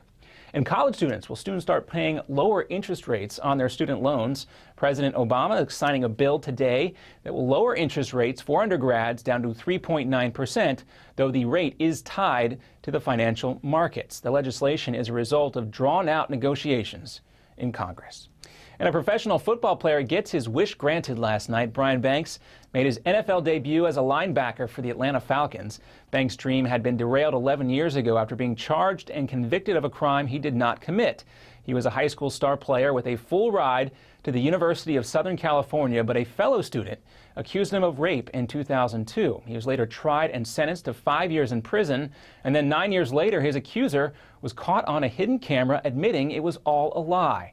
Last May, Banks was exonerated and then signed by the Atlanta Falcons. He didn't get to play until late in the game, but when he did, the result was pretty much already decided. That still did not matter to Banks. I'm finally here. I can't believe I'm actually here. And if it all ended today, then, Mom, I did it. And that's just how I feel right now. Banks recorded a couple of tackles, but he admits he still has a long way to go if he hopes to make the 53-man regular season roster, and there are no doubt a lot of people pulling for him. And there were more evacuations, forced evacuations, and at least one more death as reported as floodwaters continue to devastate parts of the nation's midsection. Water rescue teams helped evacuate more than 100 people today in the city of Hollister, Missouri. Later in the day, the floodwaters started receding, but there are still people who have been displaced and forced to take shelter at a nearby church. Also, a 69-year-old woman drowned when her car was swept off a bridge Thursday. Missouri Governor Jay Nixon has declared a state of emergency. And when your Newsmax Now update continues, a raging wildfire in Southern California is still burning right now. An update as firefighters try to get a handle on the blaze and more homes are being damaged. And we have a Newsmax exclusive with Heritage Foundation President Jim DeMint on the risks facing Republicans as they work to defund Obamacare. Next. In 2013, half of your friends, family, and neighbors may lose their jobs, all while you are robbed of 90% of your life savings, investments, and home's value.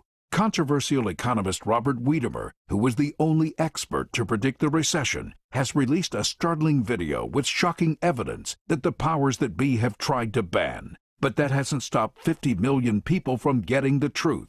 Watch it at AftershockVideo.com. AftershockVideo.com. In 2013, half of your friends, family, and neighbors may lose their jobs, all while you are robbed of 90% of your life savings, investments, and home's value. Controversial economist Robert Wiedemer, who was the only expert to predict the recession, has released a startling video with shocking evidence that the powers that be have tried to ban. But that hasn't stopped 50 million people from getting the truth. Watch it at Aftershock911.com. Aftershock911.com. Are payday loans ruining your life? If you have 2 or more payday loan cash advances, listen closely. You may be eligible for a program that payday loan companies don't want you to know about.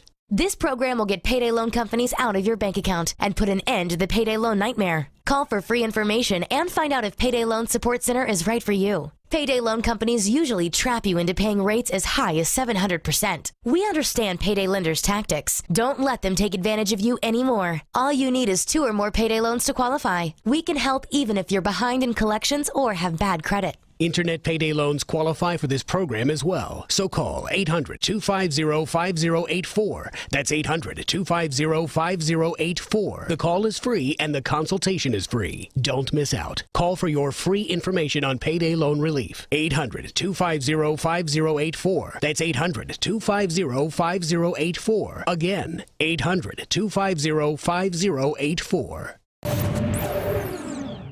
And a wildfire in Southern California was still burning out of control earlier today. At least 10 homes have been burned. Hundreds more are threatened, and about 1,800 people have been forced to evacuate. This fire in the San Jacinto mountain range, 90 miles east of Los Angeles, started Wednesday, but spread quickly. It is the second major wildfire in the area this summer. And during a Newsmax exclusive with former South Carolina Senator and current president of the Heritage Foundation, Jim DeMint, we discussed the upcoming budget battle and the risks facing the GOP over shutting down the government in order to defund Obamacare. We know now from talking to thousands of people that over half of Americans want us to stop Obamacare, and that if we tell them the truth about the bill, more people are going to blame the president when this is all said and done. And to see more of our exclusive interviews and content, stay with Newsmax.com. This has been your Newsmax Now update for August 9th. I'm John Bachman. Now here's the Steve Malzberg Show in New York. Are you ready? 5, 4, 3, 2, 1. Broadcasting live from the Newsmax studios, this is the Steve Malzberg Show. Be a part of the action by calling 855-777-9660. That's 855-777-9660. Or email Steve at malzbergshow@newsmax.com. Here is Steve Malzberg. And welcome back to the Steve Malzberg Show, ladies and gentlemen.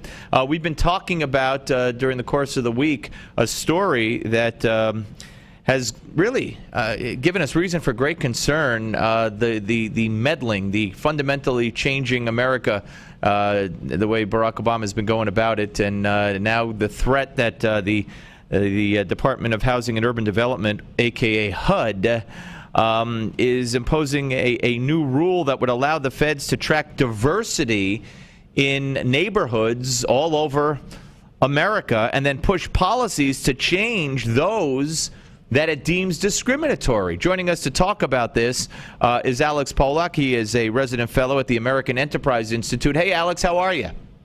I'm very good, and thanks very much for having me. Well, it's my pleasure. So what the heck are they trying to do here?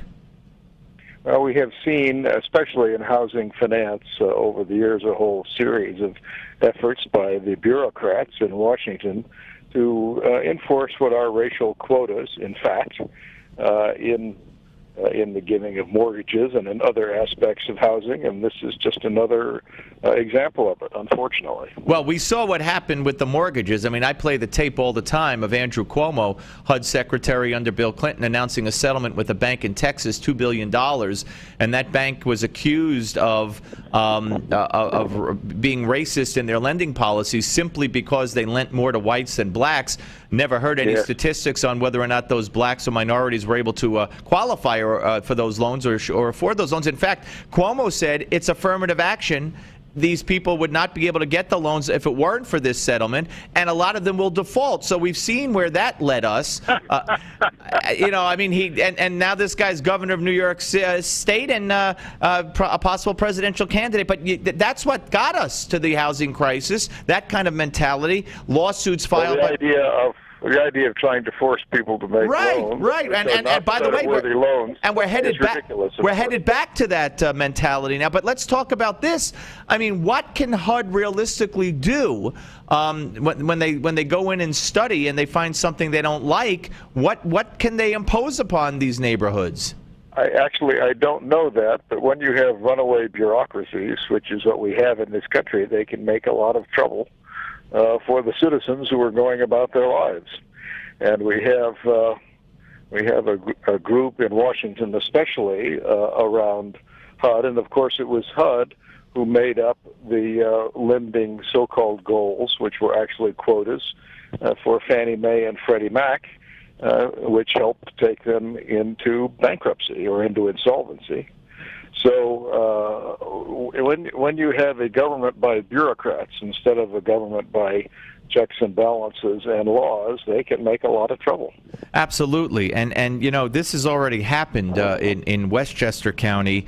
My friend Rob Astorino, the head of Westchester County, the supervisor up there, they had an agreement with HUD, and then in 2009, and then HUD started saying, you know, this place is too segregated, and that neighborhood's too segregated, and the fear is that this is going to open up the floodgates to lawsuits by HUD, which is a weapon that it could be crippling to localities.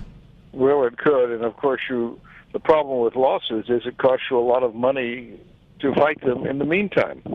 Even if you're right in the end and you win, you got a better chance with the judges and the court to do with imperial bureaucrats. But by a problem in general with American life is that by suing you impose such distraction and such cost and such publicity, which you of course try to make into the worst publicity you can, that then you force people to settle and make them do things they don't want to do. So it's a real issue, and it's one example of the problem of this term I used before, and I think it's the biggest political problem in America today, which is the imperial bureaucracy. Yeah, we're talking to Alex Polak. He is a resident fellow at the American Enterprise Institute here on the Steve Malzberg Show. The HUD, and the thinking of this administration is that poverty is based on zip codes. And they don't take other issues into account. And from what we saw in Westchester County, and I'll quote Rob Astorino, Westchester County executive, he said, what they're trying to do is say discrimination and zoning is the same thing. And he said discrimination won't be tolerated. I won't tolerate it. Zoning, though, protects what can and can't be built in a neighborhood. And this is something that I was speaking to a prominent attorney yesterday on this show, and he talked about how the federal government just can't come in and dictate zoning or try to change zoning laws, but they might try. They might try. You know, back in the 1960s, long ago, when the Congress passed the Civil Rights Act, Hubert Humphrey said, this will never turn into racial quotas. I think he said, I'll eat my hat if it does. Now, I don't know if he ever ate his hat or not. But operating purely on the merits is what America should be about. And operating on racial quotas is what we should never be about. Yeah, well, we saw how that turned out, and sometimes the best of intentions, although I don't think that this administration, in my opinion, has the best of intentions. I think they have their own agenda. So what is the likelihood? What, in your view, Alex, what's the first problem here and the first outcome that we might see from HUD looking at these statistics and then taking some action? Well, I think it's going to be there picking out somebody to go after and threatening them the way a bureaucracy can, whether it's in lending or environmental things or anything else, and try to force people to agree to things by intimidating and threatening them. Yeah, I think that you can probably pretty well expect. All right, Alex, I appreciate your time, sir, and we'll keep in touch as this progresses. Thank you very, very much. Oh, let me know. Good to be with you. Thank you. My pleasure. Alex Polak, ladies and gentlemen, resident fellow at the American Enterprise Institute.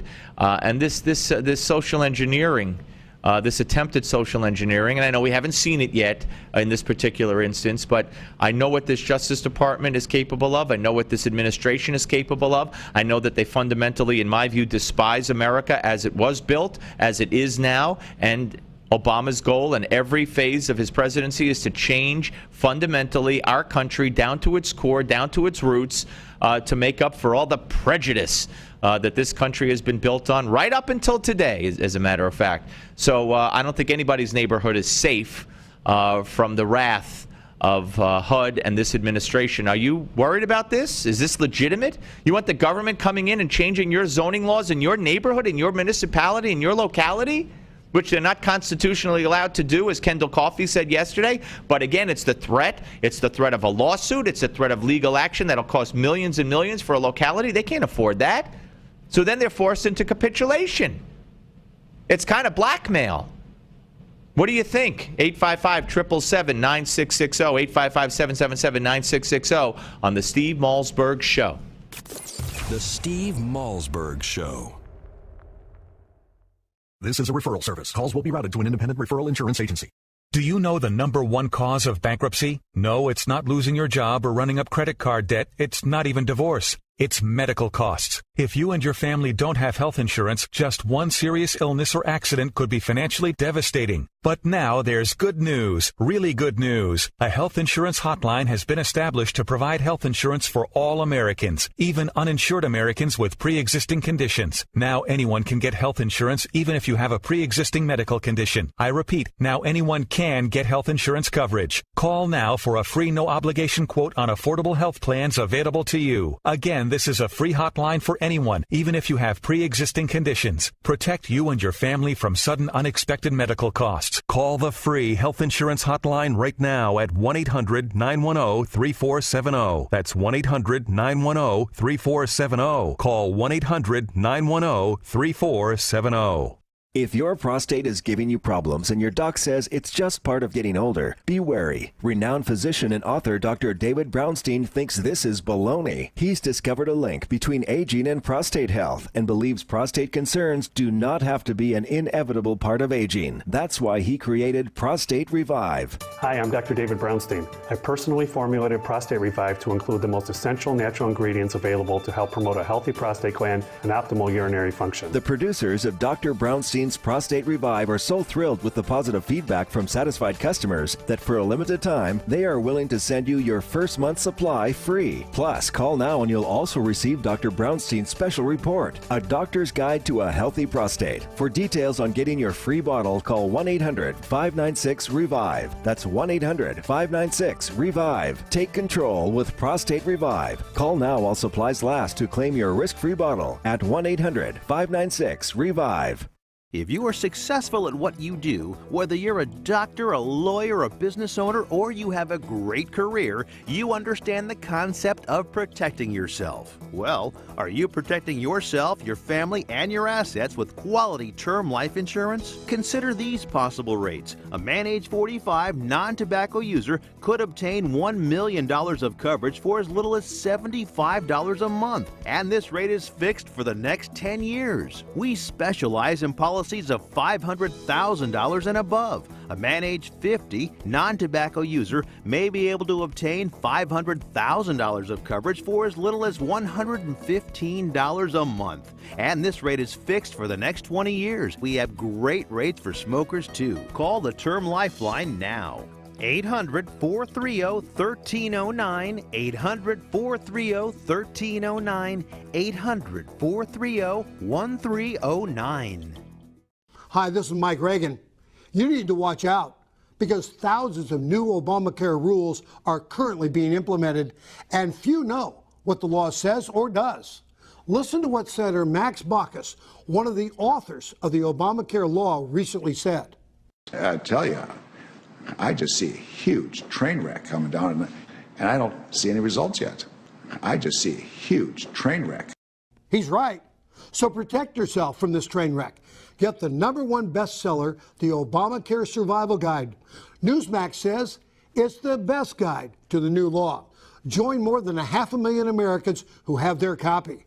Get the Obamacare Survival Guide at bookstores everywhere, or get our special $4.95 offer and save $15 off the cover price by going now to Obamacare911.com. That's Obamacare911.com. That's Obamacare911.com.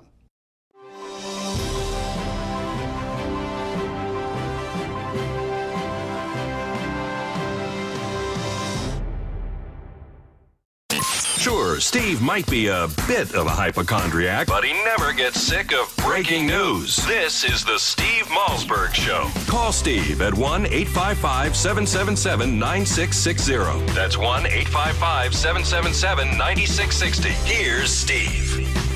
Yes, here I am, ladies and gentlemen. Welcome back to the Steve Malzberg Show. Anthony Weiner is at it again. Of course, I don't have to go through the litany of Weiner jokes and the fact that he's now in fourth place in the polls for the Democratic mayoral candidates in New York City. The first two, if no one gets 40% because of the way it's set up in New York for the primary, the first two finishers will compete then in a runoff election.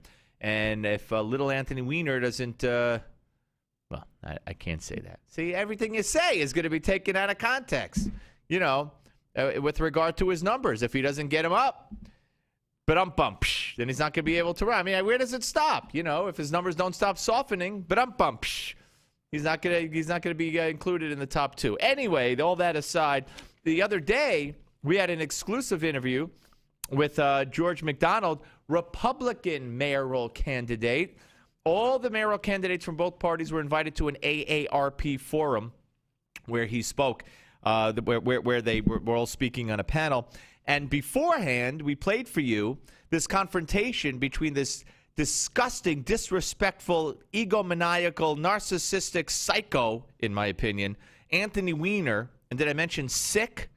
And he tapped George McDonald. George McDonald's like 65 years old. Tapped him on the chest and kept tapping him, and George McDonald didn't like it. So he goes up to him and he says, "Don't ever touch me again. What are you touching me for?" And he said, "Oh, you got anger issues." And he says, "No, I don't have anger issues." There's something like, "Sure you do, sure you do, Grandpa."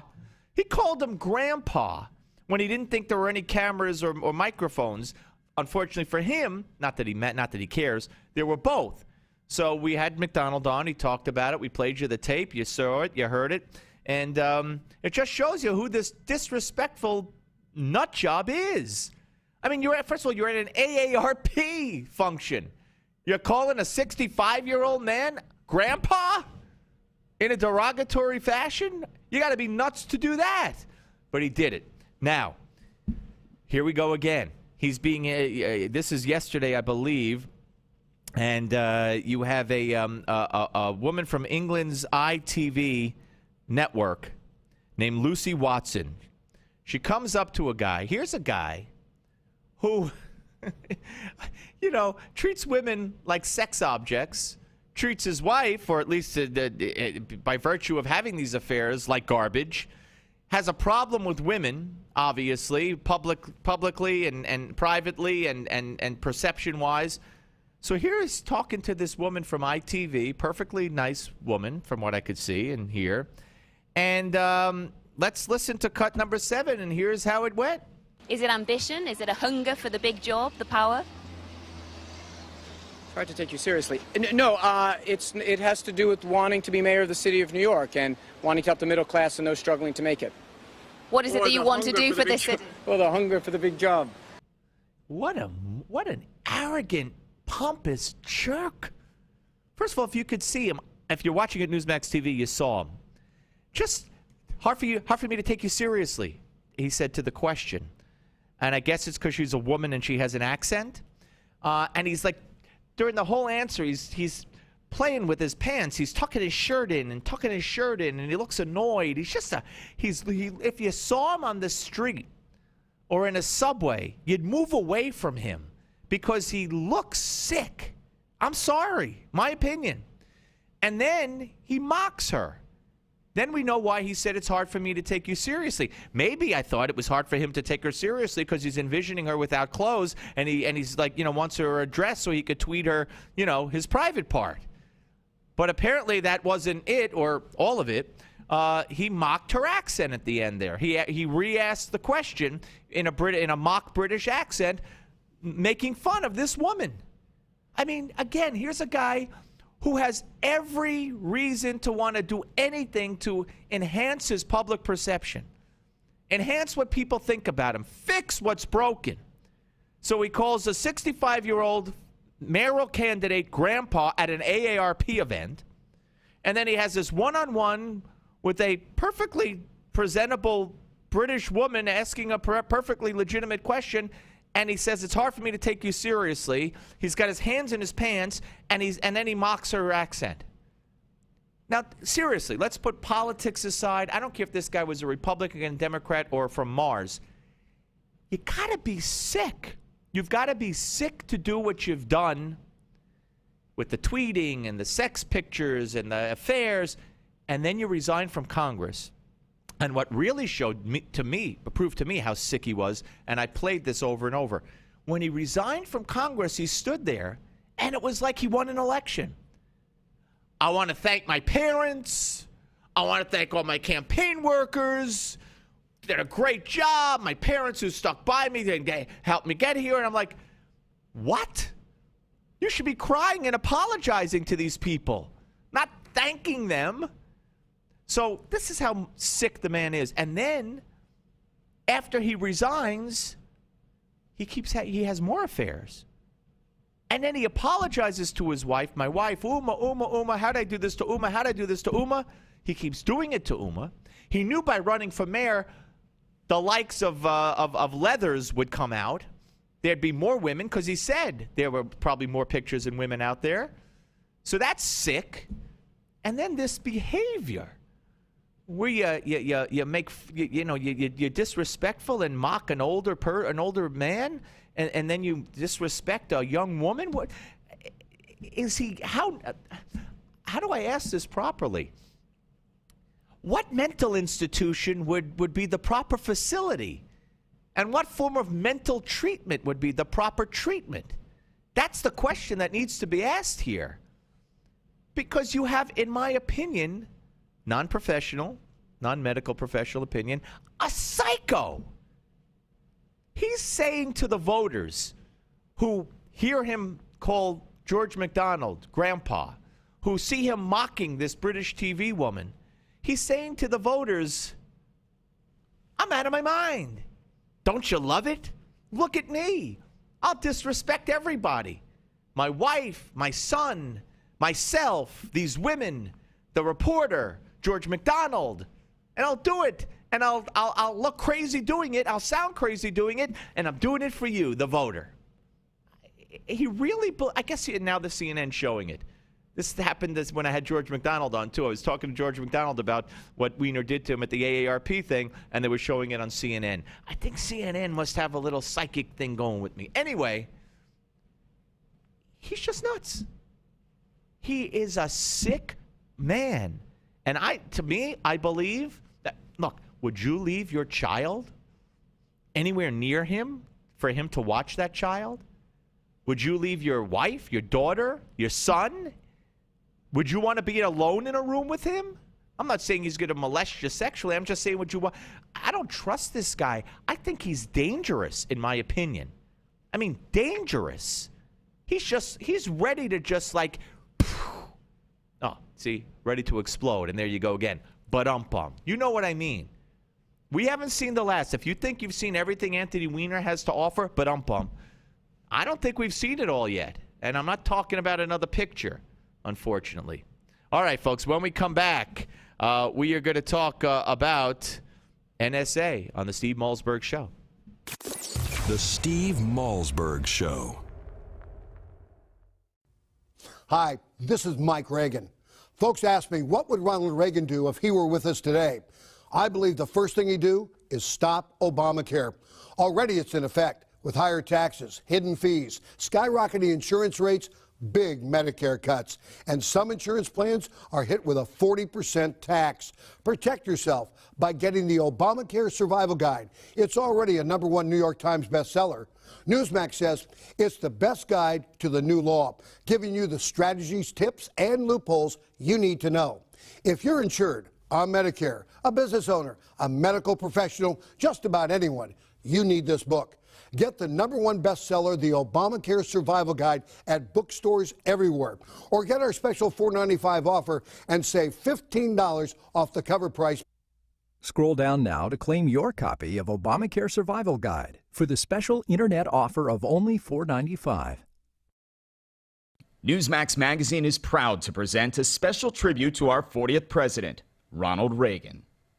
It's a very special documentary and commemorative issue of Newsmax magazine celebrating the centennial of President Reagan's birth. First, here's a video clip from the award-winning documentary, Rendezvous with Destiny. We're in the midst of a springtime of hope for America. You ain't seen nothing yet. Impulses of an evil empire. Tear down this wall. I believe that together we can keep this rendezvous with destiny.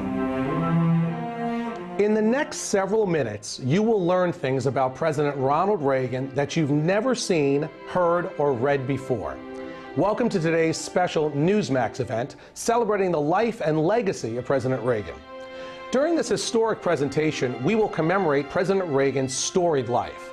We'll revisit his 2 terms in office and recollect his proudest achievements and greatest challenges. Ronald Reagan's life reads like a fairy tale of success stories.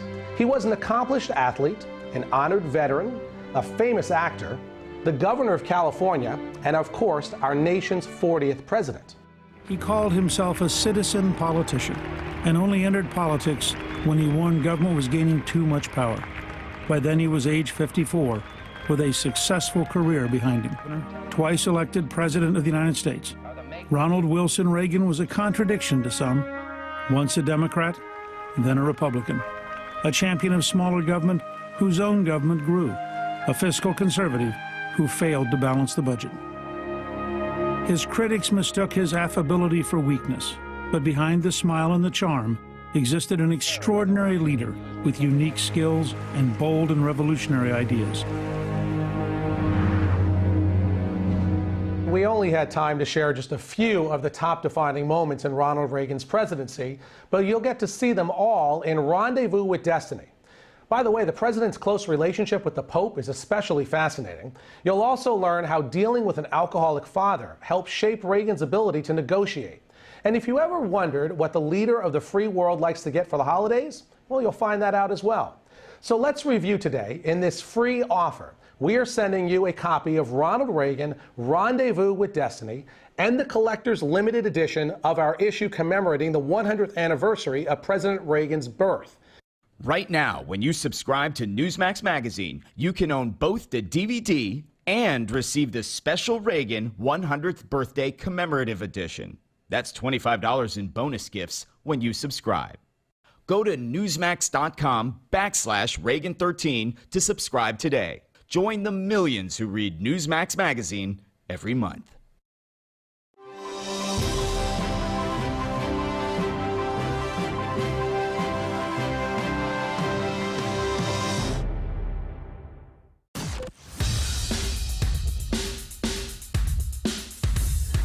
This is not your typical Screamfest talk show. No. This is the next generation of talk radio. Here is Steve Malzberg.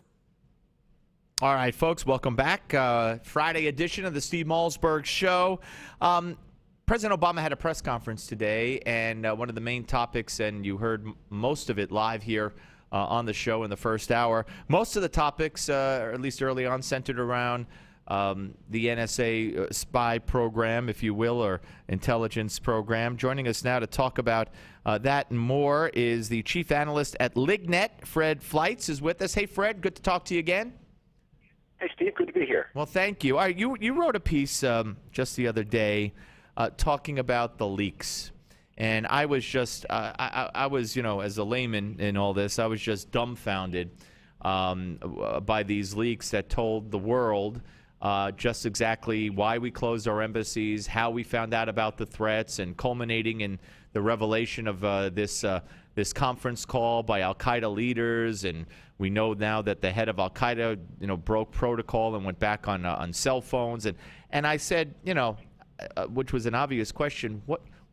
Why would we want to know this? Why would the administration ever want this out there?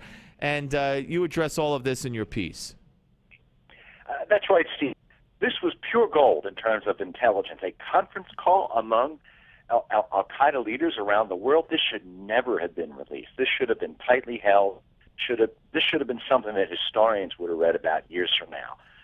and we can be sure there'll be no more conference calls like this. This source has been burned.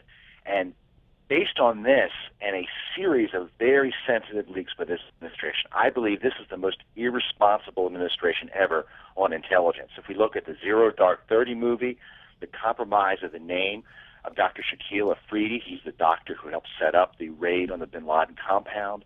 The Stuxnet virus, the New York Times said Obama was pumping it up. There was a piece last year where Obama apparently was individually choosing targets for drone strikes to make him look tough. And then there was a second underwear bomber plot where we apparently were running a double agent. We had a double agent in there who had to be withdrawn apparently because this was blown. You know, intelligence like this doesn't grow on trees. It's not a limitless resource. It's not a political chit that a presidential administration can play to make themselves look better and conduct political games with the president. Once these things are gone, they're gone. Okay, so the motivation, I mean, there are people being investigated supposedly to see where the leak came from. But my first thought, and I think you write about this in your piece, and is that, okay, this was done because now all of a sudden it's like, wow. And I heard reporters question members of the administration, you know, or analysts question, questioned by reporters on CNN and others saying, well, I guess this shows that the NSA program is very valuable and is really working, right? So could this have been leaked, in your view, to, by the administration to show the world and Americans specifically that, hey, this NSA thing is good? I'm afraid it looks that way, and it's such a shame because it was easy to defend these NSA programs without revealing this intelligence gem. Okay, but now, interestingly, Fred, the president at his press conference today, as I mentioned at the beginning of this interview, did address this question of NSA. Actually said some interesting things. One, and we could talk about these individually. One, he said that before the Snowden thing ever happened, he was already, ready to or had launched an investigation or a panel and to look in to see how, they could make the NSA better and do away with abuses and make sure it wasn't intruding on American civilians. And I mean, this is news to me. Maybe you knew about it. Number two, he also said that Snowden, that the president signed an executive order protecting intelligence whistleblowers, as he called them. Now, he did not say that Snowden was an intelligence whistleblower. He was asked by Chuck Todd if he classifies him as a whistleblower. He said he's not a patriot. He said he could come back and go to court and try to fight his case here that way. But he did say that Snowden could have realized that he, the president, signed an executive order that protects intelligence whistleblowers. So I didn't know about that one either.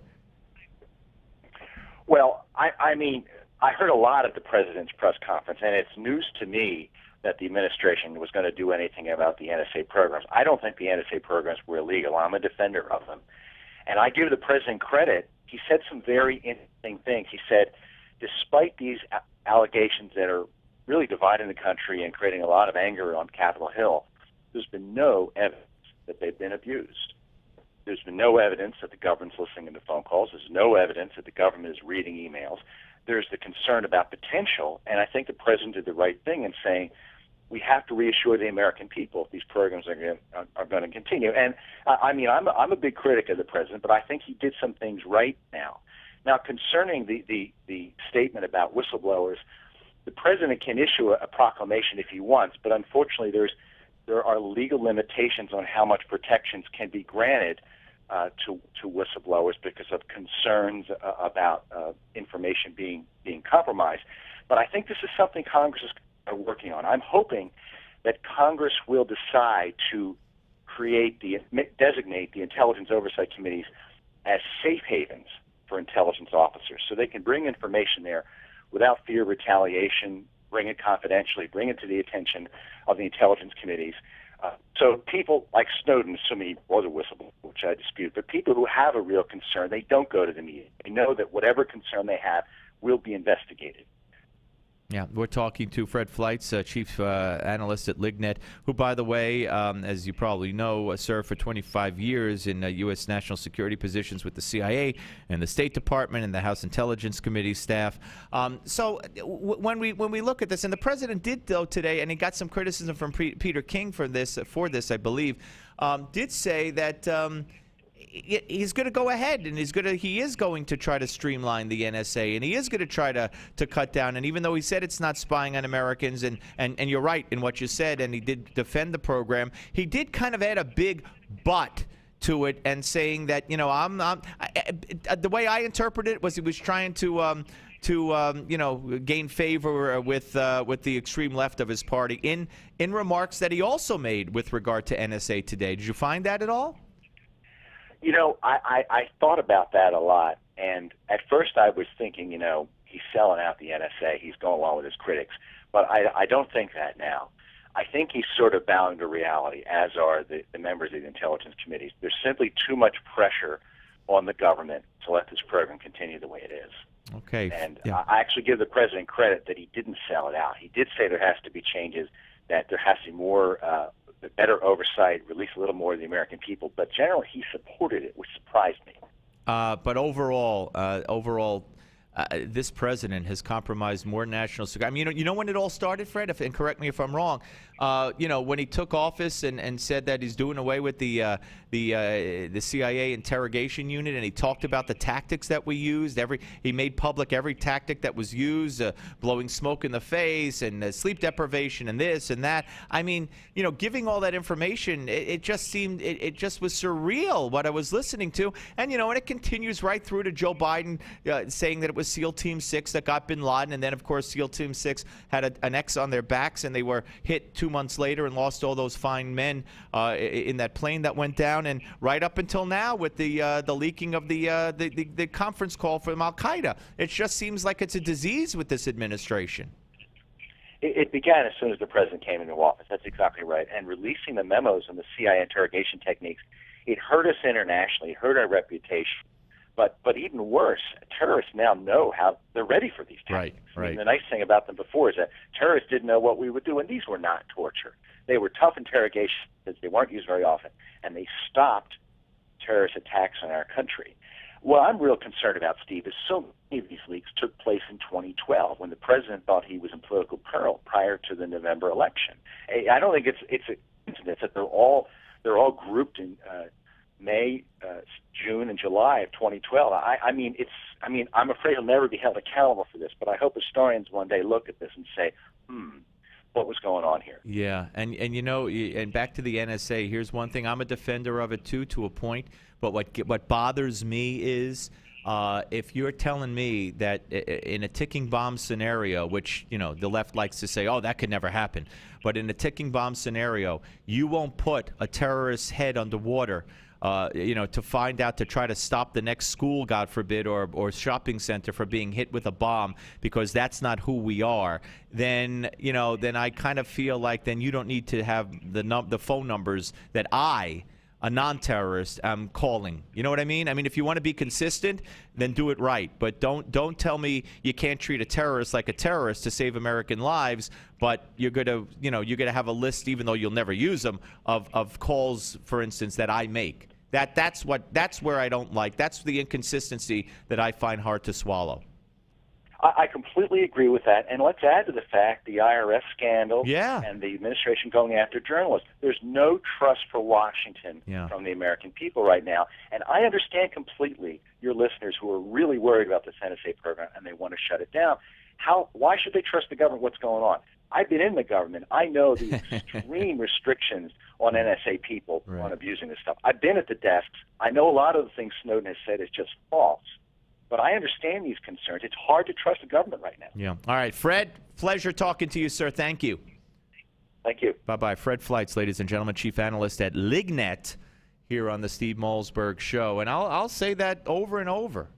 You know, I mean, as much as there is and here's what I don't get. As much as there is this bipartisan support for, even some on the left, for in Congress and elsewhere for the NSA, which again I don't have a problem with for the most part.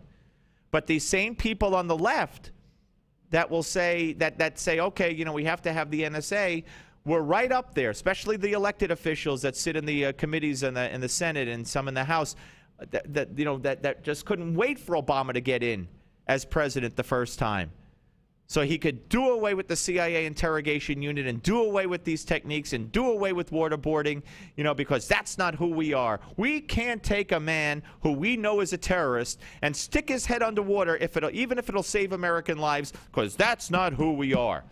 But we can monitor every phone number that Joe Blow and you and I call, and we're not going to do anything with it, but we have it just in case. Really? Is that who we are? See, that's what I don't like. I don't like the inconsistency. And I've said that before, and I'll say that again. All right, folks, so we're going to come back. We have a few issues. Wait till you hear what a CNN pundit, who's also a top man at ESPN.com, had to say about how America might vote on black people. And I'm gonna give you some personal experience on this too, with the line with sports and politics and trying to do both. It's fine if you're a liberal. It's fine if you're Mike Lupica. It's fine if you're LZ Granderson.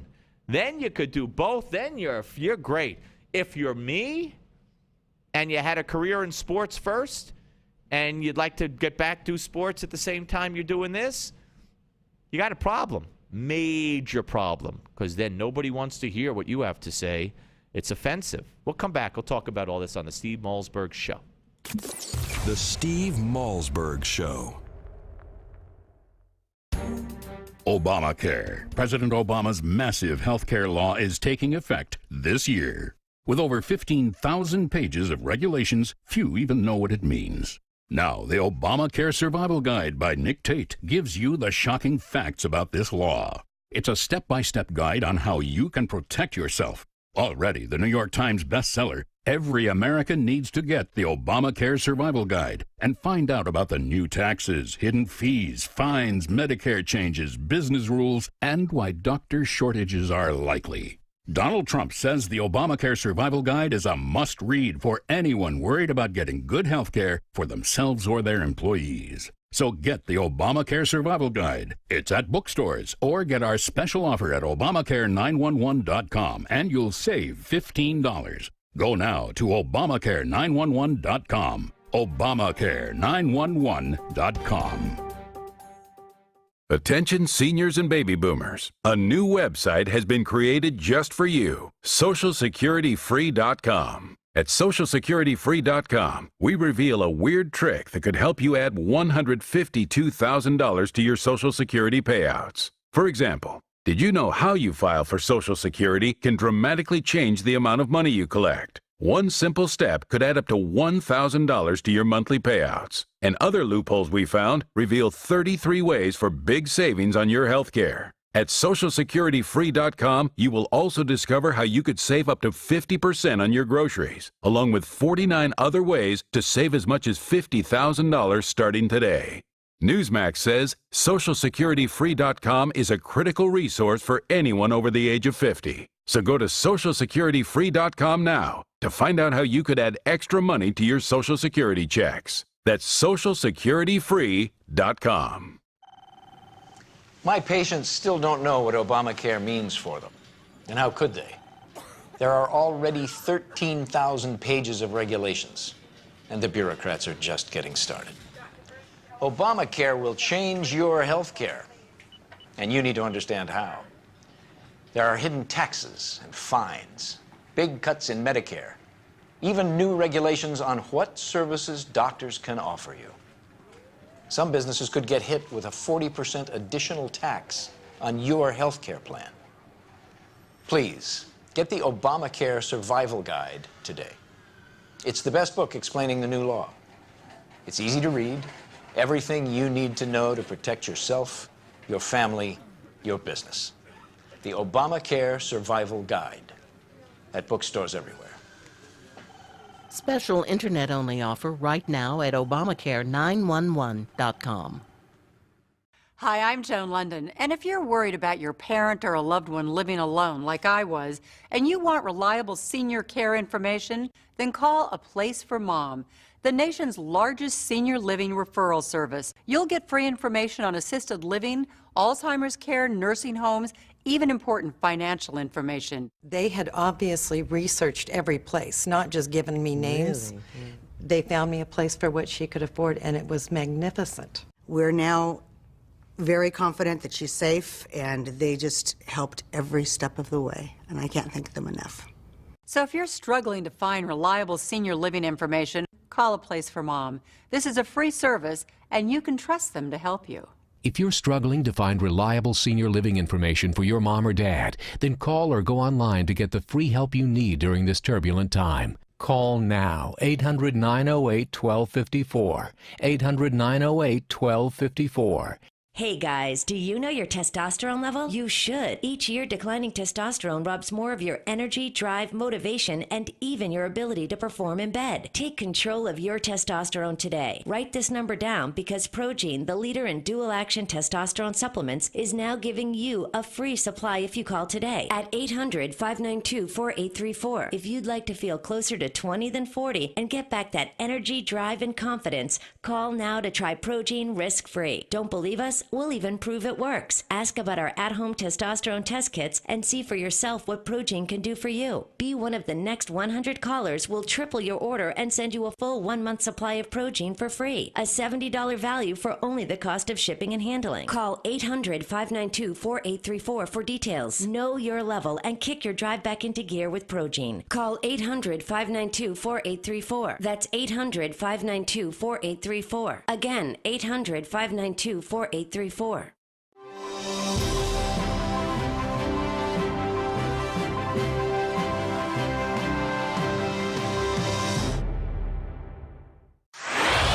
Microphones hot. Satellite link established. Studio lights illuminated. Cameras rolling. Audio and video encoders firing ones and zeros. Internet stream. Streaming. The most technology-advanced radio show is on the air. Here's the captain of this enterprise, Steve Malzberg. All right, folks, I got to say something. I didn't plan on this. Welcome back to the Steve Malzberg Show. Sanjay Gupta, Dr. Sanjay Gupta of CNN, has got this big documentary, their chief medical correspondent, on marijuana. And he has changed his mind. He was always against marijuana.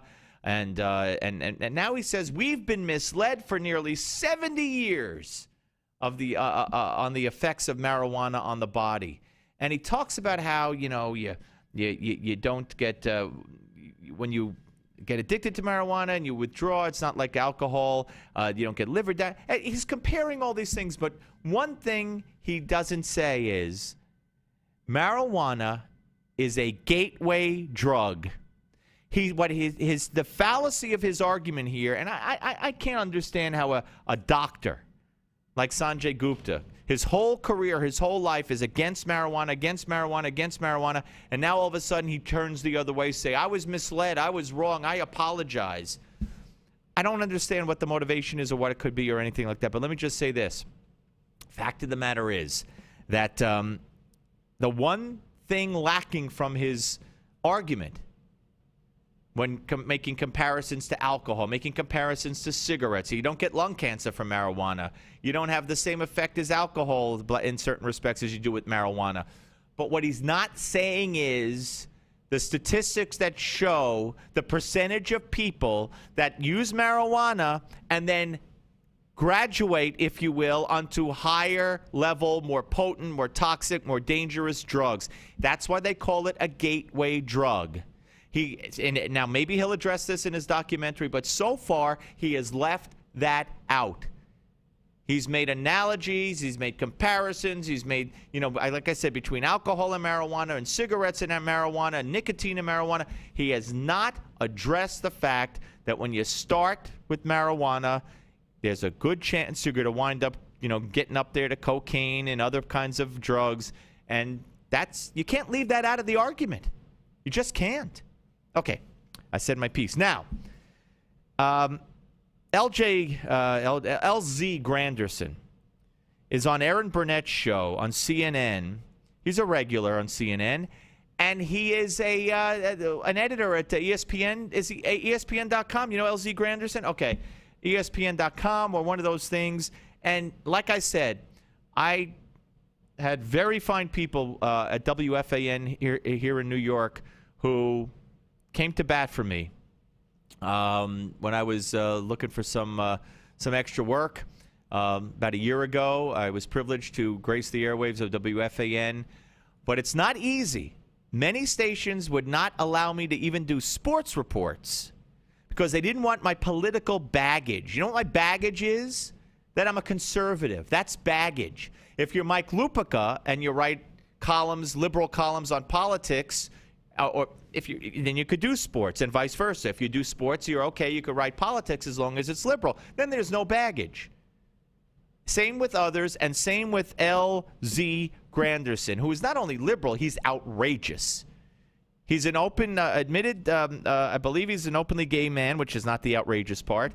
But he makes outrageous statements. He's African-American, which is also not the outrageous part. But here's one of his outrageous statements talking about, well, let's listen. He's on the Aaron Burnett show. Here's cut 5. And to continue to have the Capitol of the United States have a team with a racial slur as its mascot's nickname, it's not about political correctness. It's about morality, and it just seems to be immoral to continue to do that. Also about what the fans want, LZ, as well, and 8 and 10 say don't change it. I'm sure black people, if they were put to a vote, black people would still be out in the field. So let's not talk about morality put up to a vote. Okay. What an idiot. So the other guest there said it's about the Redskins, and Slate.com will no longer use the term Redskins to describe the Washington Redskins. So this is the debate, I guess, and you have him saying that it's terrible. You shouldn't have them. Shouldn't be called them Redskins. And this other guest says 8 out of 10 Redskins fans want them to keep the name. And he said, well, you can't have a vote on that. I'm sure black people, if they were put to a vote, black people would still be out in the field. So let's not talk about morality put up to a vote. Really? Really? The nation that just elected twice a black president would vote to keep black people in the fields? You're a moron. You're really a moron. But he could go back and write for ESPN now because he's a liberal. If he said something the other way, if he said something conservative, even just regular conservative, but something as outlandish from the right as he just said from the left, no way he'd be welcome back at ESPN or anywhere else to do sports. Okay, you want to hear outlandish? I'll give you outlandish. I hope I have time for this. Erin Burnett again. I don't know what this woman's doing. She ended her evening news show up front last night. I saw this. Tim Graham wrote about this with a commentary suggesting America should close its zoos. That's right, its zoos. She talked about another country, and I can't find which country it was, Costa Rica. Their environmental minister is closing zoos, all their zoos, okay? And she said that about zoos here in America, it feels absolutely wrong to cage animals. It feels like a Stone Age thing. Hey, Aaron, in the Stone Ages, I don't think animals were caged. I mean, I know she's pregnant, and maybe the hormones are raging, and maybe they're floating upwards or something, but she wants to do away with zoos because it's Stone Age-like? I need the weekend. Thank you on the Steve